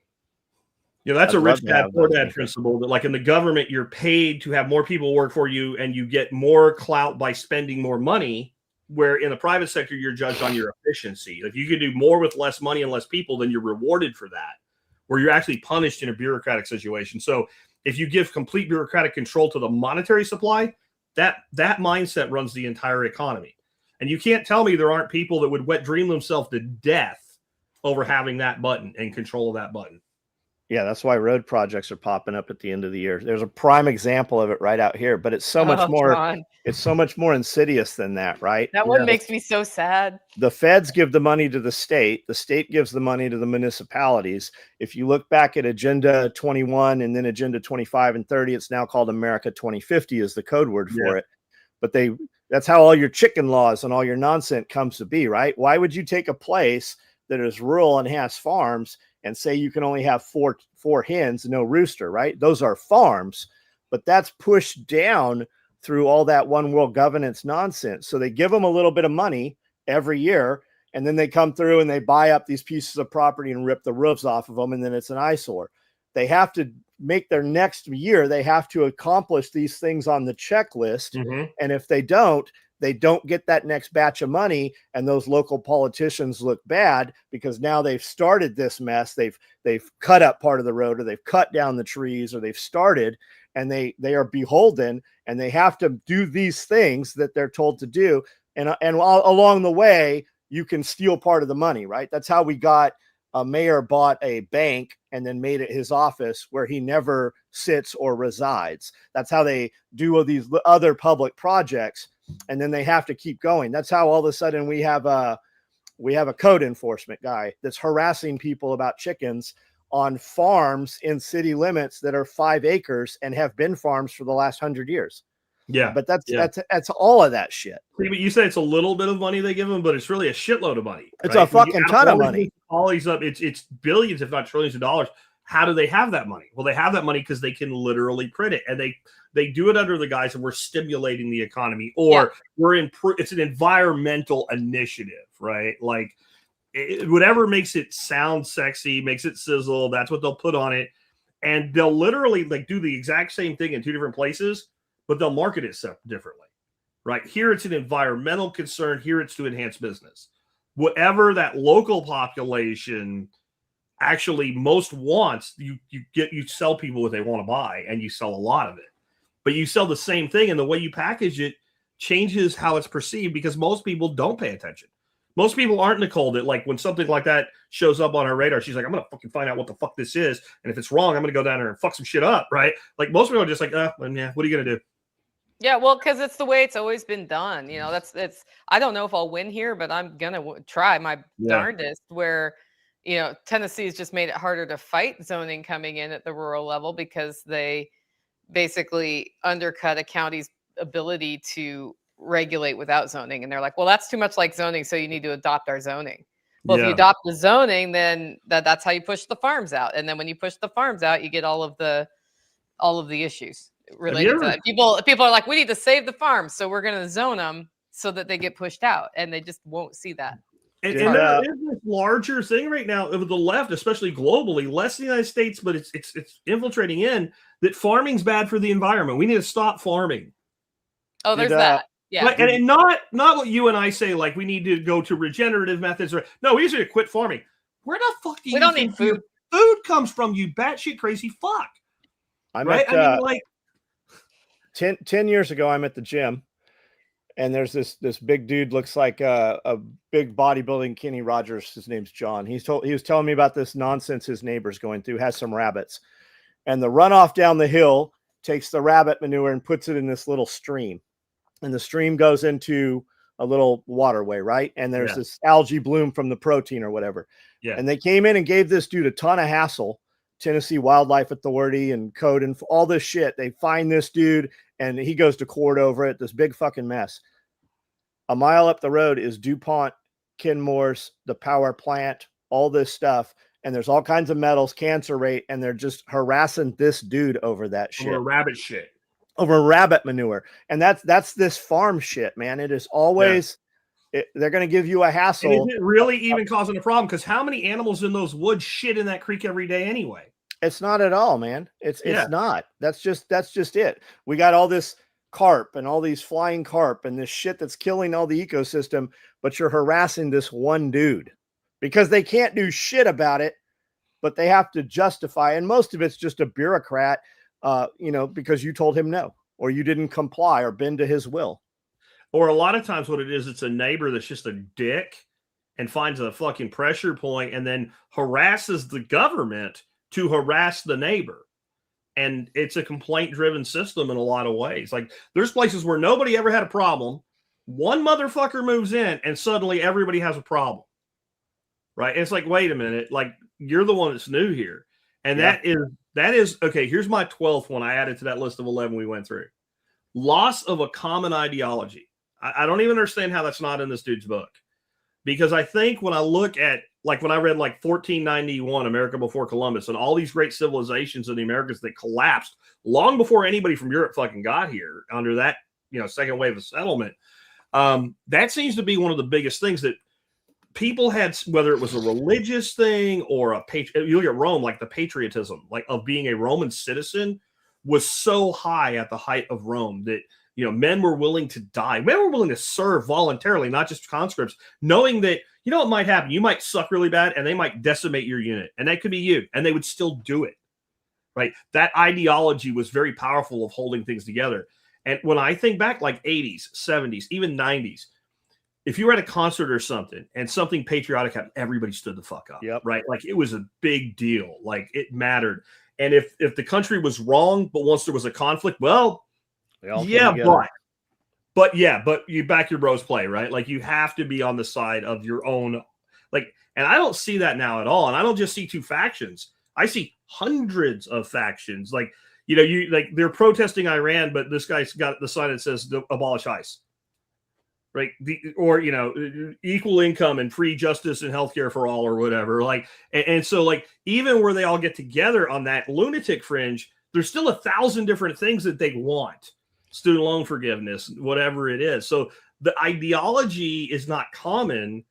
and it's fractured. And that's actually the biggest cause of civilizations falling apart that I've seen. That and what Nicole hit on with resource depletion, soil depletion, and lack of common ideology. Those two seem to be in every one of them.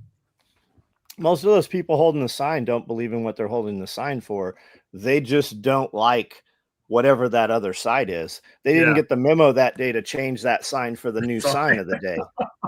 Did Mondami, and I don't even know if this is true. Mondami ordered all the flags in New York over the World Trade Center and everywhere to be at half mast because the Ayatollah. Does he have that power to do that? Did that happen? I don't know if it happened. I did see it, but I don't know if it's real or not. I didn't honestly, I didn't care enough to research it. It sounds plausible. It sounds like the fact that you're not. Let's check. Yeah, and that's the thing is things that sound plausible didn't necessarily happen when we see it.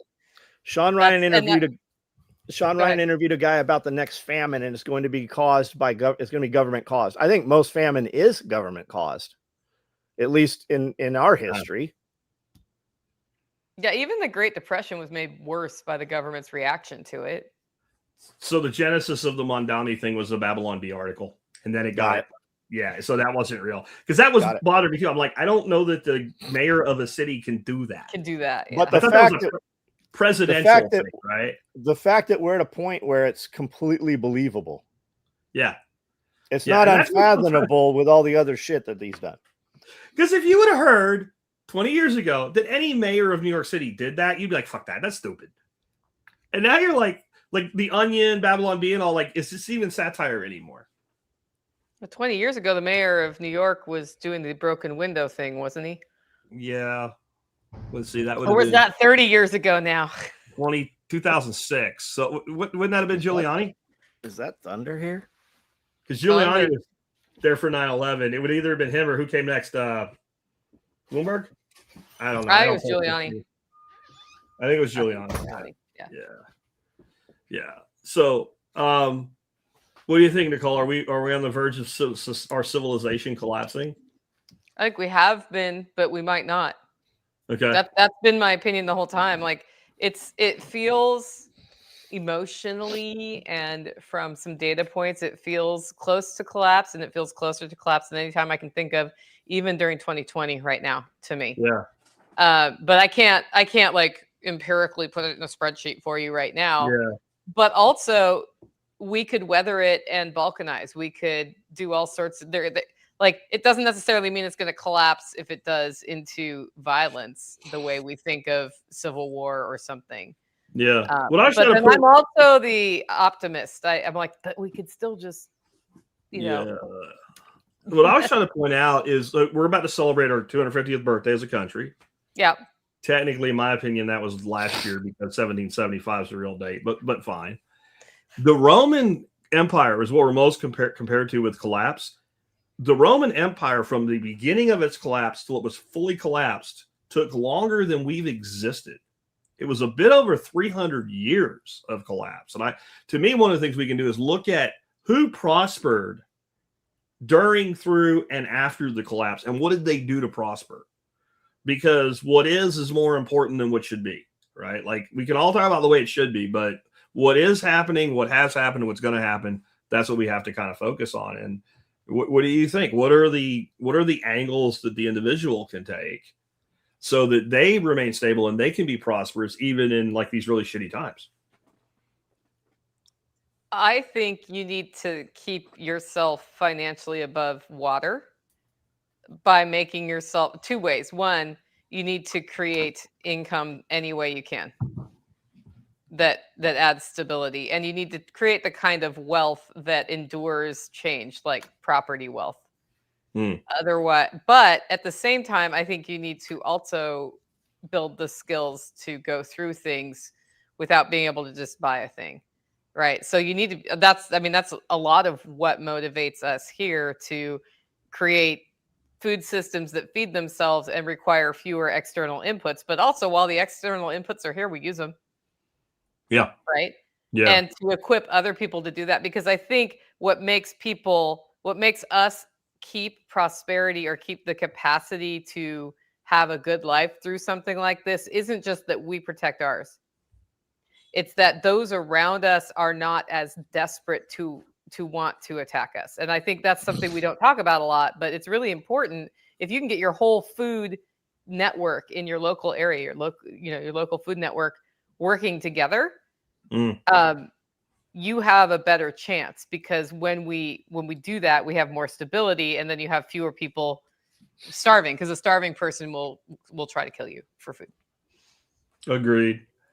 I think one of the big mistakes people make, though, is ignoring like new technologies and stuff like that, like AI, for example. It's the devil. It's going to eat your children or whatever. And traditionally, the people who have resisted new innovative technologies have been rolled over it by once it comes to fruition.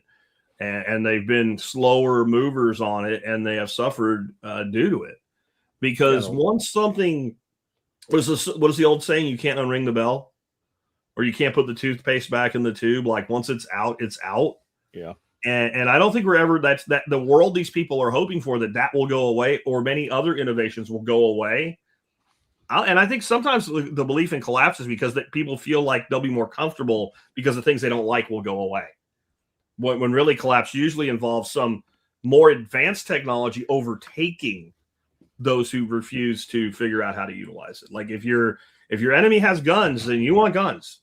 You want them at least as good as the ones your enemy has, if not better. Like that's the technology race.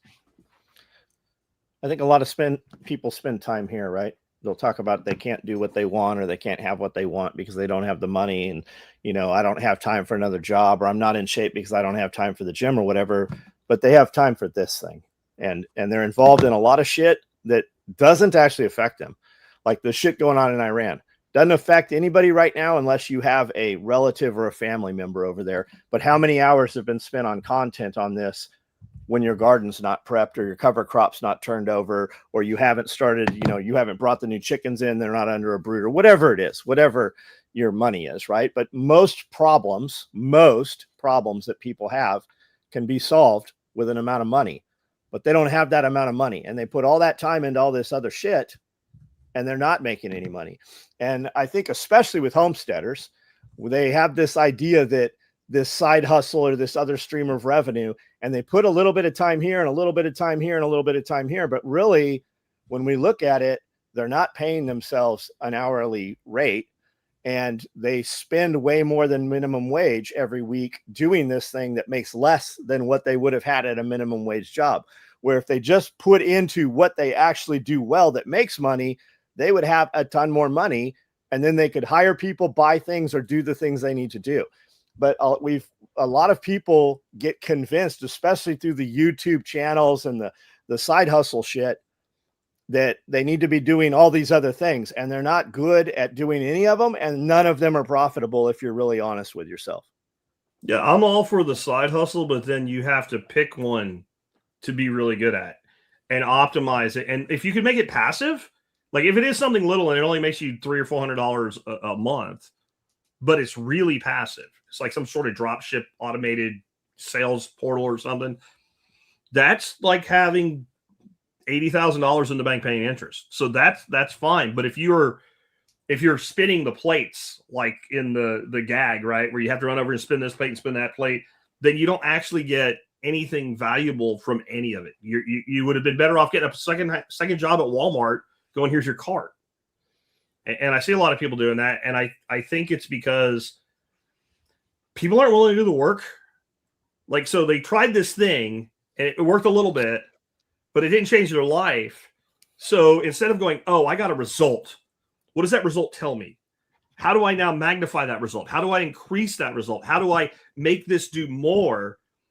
They go off and do something else. It's the person that every time they have a new idea, even though they have a very active presence, they create a new presence, like new website, new social media accounts, new everything.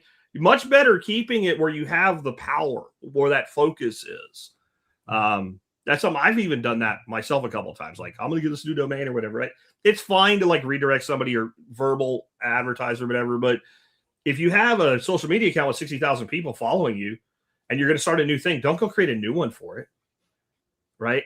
Or at least leverage the one that you have to push the new one. And I see a lot of people not doing that. And I see what you're talking about too, John. People they have like 5 side hustles, but none of them make any real money. They have. I love how this advice is like literally I'm in the middle of cutting stuff because I did the plates thing. I'm literally undoing that right now. So what's your big money maker? The coffee and the podcast. And that's, and we've had a lot of hard talks here in the last little while about like sauce needs to stop saucing in some areas. And I think if we really looked at the numbers, the podcast doesn't make any money. The podcast drives and correct advertises. That's the advertisement for the coffee. Yeah. And the classes. Yeah.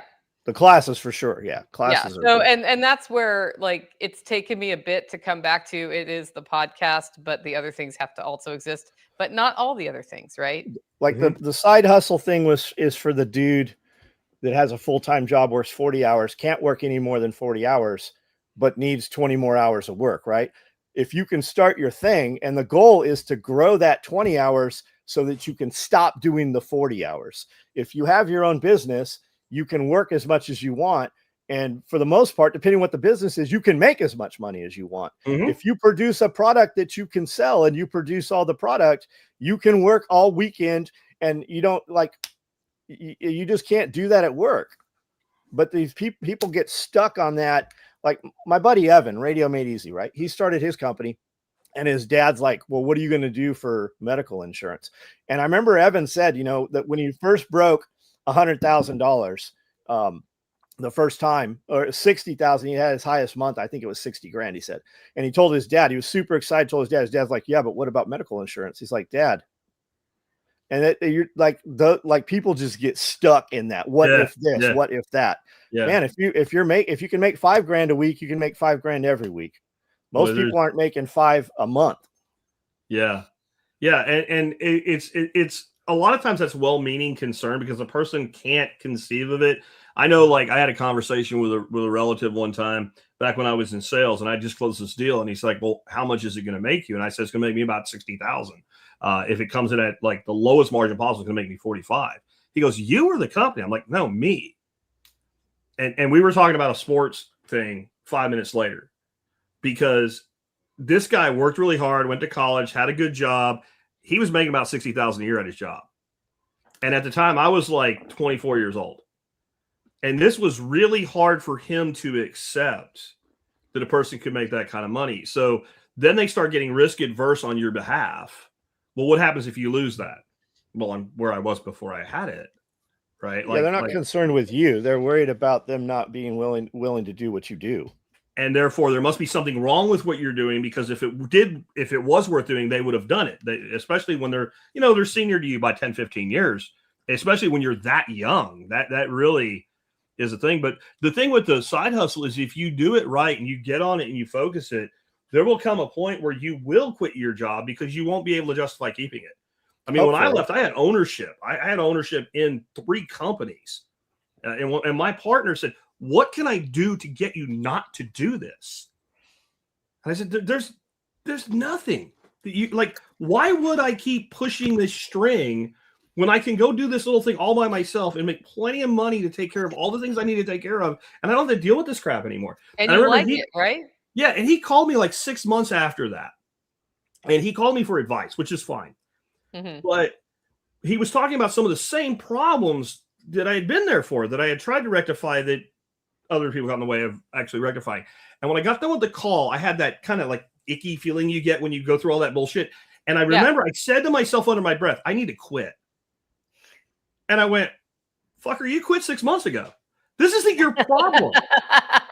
All I did was advise my former partner, and I felt like I was inside that system with him again. Yeah. So if you create the right side hustle and you put laser focus on it and you build it up, you do need to make more money, profit, actual cash flow in that business than you do from your job for it to equal.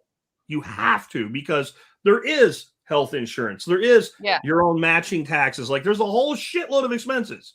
However, once you get to where you are equalized by walking away, now you can grow unlimited to as much as you want. And then you got to decide how big you want to be. Right. And that's a lifestyle thing, right? Like, I don't want a $12 million business. I don't. I that would require other people to be involved in, like, I'm good. I could retire today if I wanted to. Dorothy? Huh?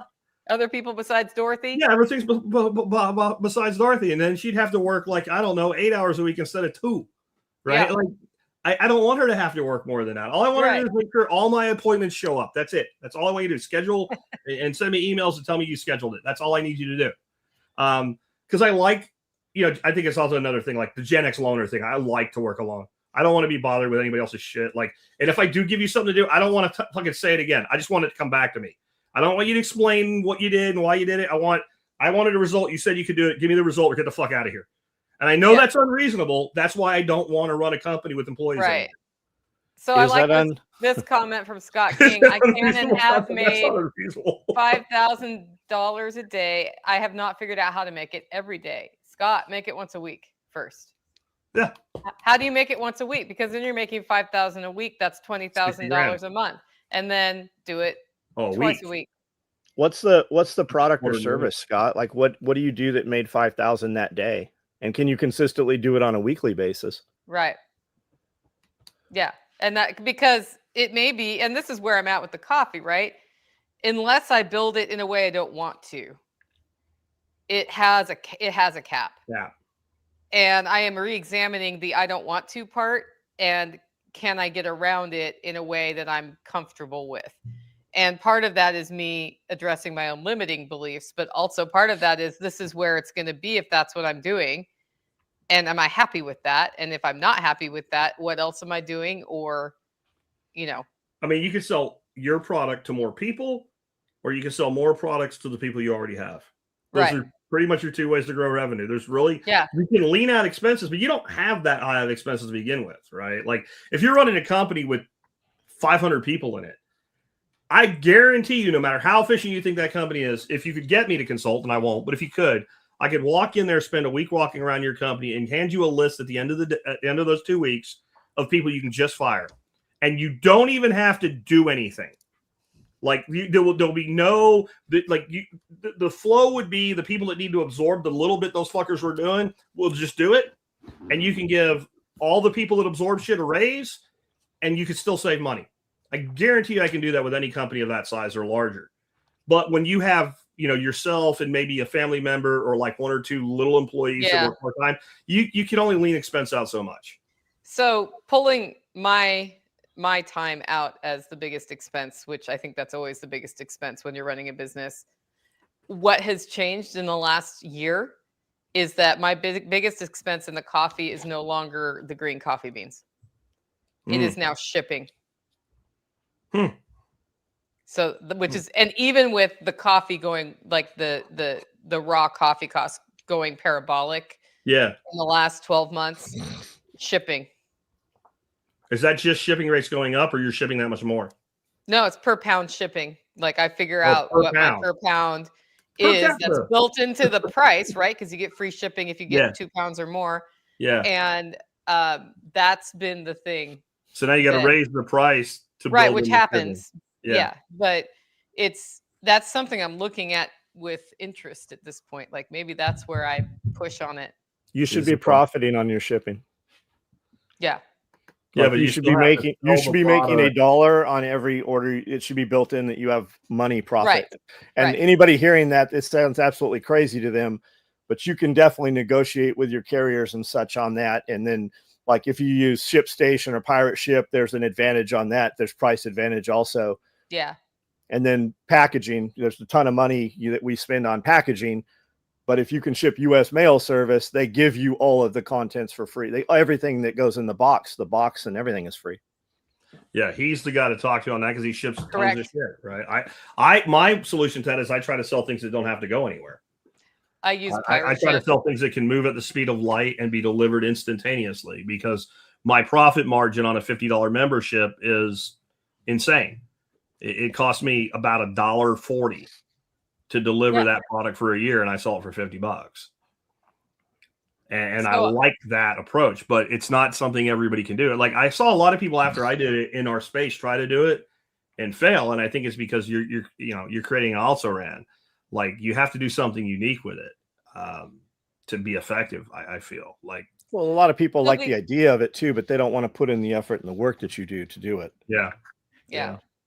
So the thing I found, John, when I did an assessment of how much time it takes to put things in the boxes and the flat rate fee versus purpose-built boxes versus shipping, buying the boxes, it's about 50 cents per package cheaper for me not to use flat rate, which isn't a lot, but it's a lot at that starts adding up.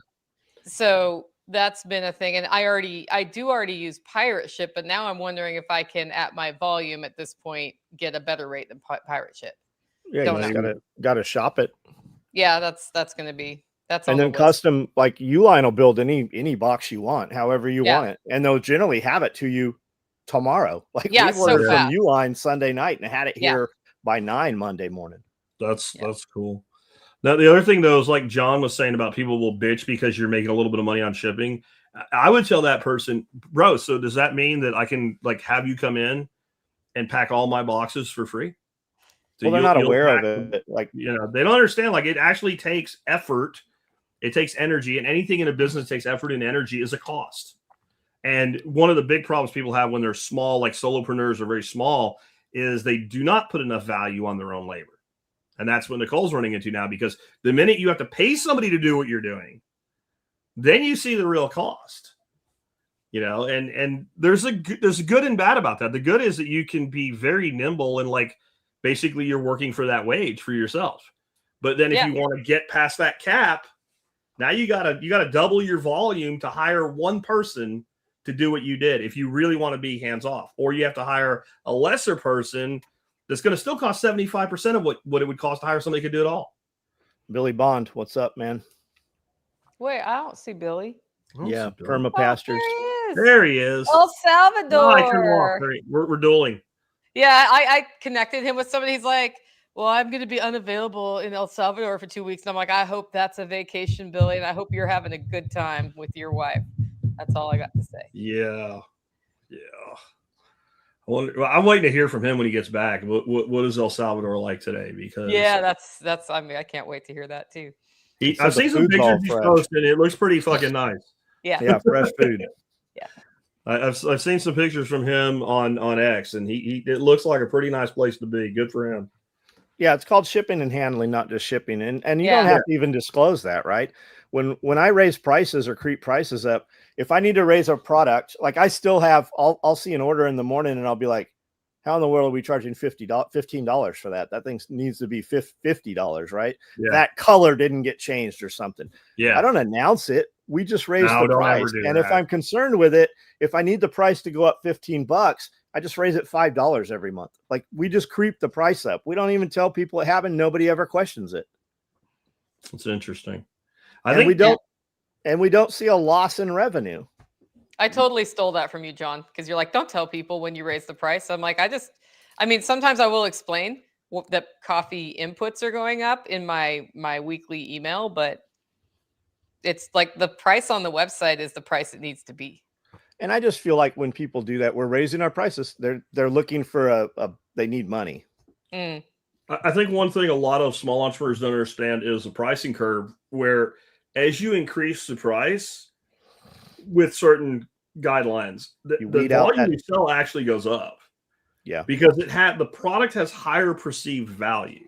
Perception. So if I told you I was going to sell you a brand new car for $100, you'd be like, it's a scam, to put the extreme version of it. I got a brand new, Mustang sitting out there and I'll sell it to you for $100. Like bullshit, you lie. So as you increase that, it goes up and then it peaks on that bell curve, like everything's a bell curve. And it starts to come back down and then it drops off. You go way too high. It's counterintuitive, but you're much better off pricing on the backside of the bell curve where the purchases actually drop a little bit, but the margin per sale goes up. Because the first people that bail on the other side of that curve are the fucking pain in the ass customers. They're the customer that will walk across the street for $5 and you don't, every second you spend trying to make that person happy, you'll never make happy. You're not spending on the core of your business and the people that love your product that are like, I'll pay a little more for it because I don't want it to go away. Yep. Yeah, 10% of your customers take 80% of your time, those problematic people. We were talking about that on the live last night. There's a company called Mission Knives. They make a titanium knife that was used by the SEALs and EOD guys because it's a low magnetic signature for IEDs and stuff. And the company in the 90s, mid 90s, were selling this knife at like $195. And the market just never went anywhere. The product was great. The Navy was buying them. And they hired this guy, I think it was Jim Bonus, Coca-Cola advertising guy. They did this market research for about 6 months, and they came back and they said, you got to lower the price of the knife to $95 or you have to raise it to $295. One of the two, because you're in this weird area. So if you raise the price, they will perceive this knife to be worth more. They did. And they 10x the company in 6 months by raising the price of the knife $100. And they probably sold half the knives, but they doubled the revenue or something. They sold way more knives. Like, more knives. Yeah, they are huge. I know the people that own the company now. Yeah. They're actually here in Tennessee now. Yeah. Yep. That's cool. That's true with events too, by the way. Yeah, that's how I buy electronics. Like I go in when I needed a VCR, right?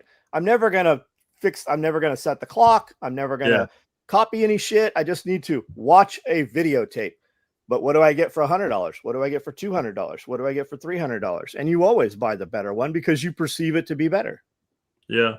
I mean, since my business is so lightweight on product delivery, I've raised the price in 18 years. Yeah, 18 years of nothing except my events. And I've raised it in my events because one, there's a hard fixed cost on the other end of it. But two, I don't want the experience to drop. So if I was charging what I started charging for events 12 years ago, I couldn't deliver what people have come to expect at one of my events. I have to charge more so that people are eating smoked freaking brisket or, beef chuck or something. So I'm not feeding them freaking pasta, right? Like cheap macaroni or some shit. Cause I don't want to do that. So there's times when you raise the price, not just to make more money, but so that you can actually deliver what the customer deserves. And the customer that doesn't understand that is a customer you don't want. Like, I know that sounds asshole-ish or something, but it isn't. Like, do you think the people that sell Porsches give a fuck that you can buy a Caprice for less? No, because they sell Porsches to people that want Porsches. People fly in. Do you remember back in it was like the 70s, they interviewed the president of Ferrari, and they said, we noticed you don't advertise on television. He goes, of course we don't. People that buy Ferraris don't watch television. Yep. And if they do, they certainly don't make purchasing decisions because they watched it on television. Like, you have to know your market. And you have to already be an owner to buy the new models. Like, you have to already have one to be invited to buy them. Yeah. Yeah. I'm saying more for everybody else. You got to think that way. Like, who is your product? Who is your product for? Who do you serve? And what do they expect? And what do you have to do to serve them the way they expect so that they will reward you sufficiently that you can keep doing it and prosper? And if you have customers that don't want you to prosper, get new customers. Like, I mean, your customers, we're not talking about like Microsoft here or something, or Apple. Like, these are, multi-billion-dollar corporations that are seen as soulless. You're talking like, if somebody's listening to this and you're running a business, even though John's business is very large if you just measure raw dollars, but yet John, Amanda, people that work for him. You have that kind of first name recognition. If you don't want SOE Tactical Gear to do well and all you care about is getting shit as cheap as you can, you're not worthy of SOE Tactical's gear. You don't qualify for it because that's not what it's for. Then you need to go buy some Chinese bullshit off Amazon because that's what you qualify for. Because that's how everything works, whether people like it or not. Like, you get what you're willing to sacrifice enough to acquire. And shit that is better quality generally costs more money because it takes more to build. It takes more to create. It takes more to develop. And the more you develop it with like one person's hands, like your shit is hand sewn. It might not be by you personally, but it's somebody you've trained and you have oversight on. You don't have like a fucking machine in there just ripping shit off and like mass producing it with a fucking robot. And if you did, it would never be the quality of what you built. Yeah, it's not Memorex. I mean, we make a video every week showing you how to build and copy my product, start to finish. So you know exactly what it takes. Yeah, because no one's going to do it anyway. Yeah, I don't want to tell people how I do it because they'll do. No, they won't. No, they won't. And that person that's going to do it, they're not going to buy from you anyway. They're the person, the DIY person. Let them go do it if they want to. Yeah. We're over 2 hours. You want to? Yeah, let's wrap. All right. We got shit to do, guys. I do have shit to do. I got to get ready to go to see Nicole. I'm finishing my taxes today. Yeah, that's on my radar too. Yeah, I'm like the rest of all. I've like done the big part, but I'm like I have 2 more things to do. That until it's done, I'm just gonna do it. So it's not anything I have to think of. But all right, John, you wanna talk first? SOEtacticalgear.com or Retard Tactical. I own that, and it redirects. I like to rage people that are soft and delicate. So Retard Tactical, check that out. I don't know if it redirects, but it should. SOE Tactical Gear, we build nylon tactical gear. We put out shirts every week. Some of them are political, some of them are not. I do a live every night at 9 o'clock. Jump on. We can talk about whatever you want, unless you disagree with me, because I'm always right. Not really, but jump on. We just have a conversation, show the product, show that we actually, well, all of our Chinese people are asleep under the machines. We don't let you see those people, but you see the factory and the shop, and just jump on. I've got 75, probably approaching 8,000 videos on YouTube. And I do like, I don't know, 3 or 4 video series every week. So if you don't like one of them, I'm sure there's something you will like. I think my favorite John Willis nighttime live stream comment that I see on the regular is, "What is this, a sweatshop?" Yeah. Yeah. It's like, well, nobody's working right now. Yeah. So Yeah. his air conditioning is great. It's the coldest, brightest sweatshop in the world. Yeah. So, okay, Jack, what do you got? Oh, I am Jack Spirko, host of the Survival Podcast, about 18 years running now, 3,800 plus episodes, available at thesurvivalpodcast.com, where we talk about all types of things like we talked about today, from basic preparedness to lifestyle design, entrepreneurship, and more.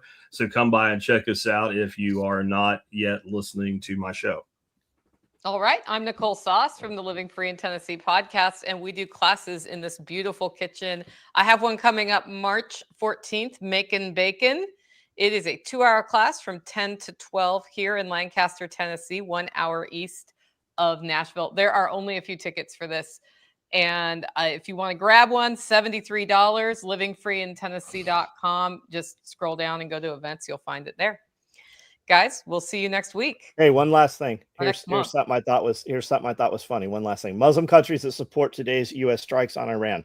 Kuwait, Saudi Arabia, Qatar, Turkey, UAE, Bahrain. Muslim countries that do not support today's strikes on Iran. France and the United Kingdom.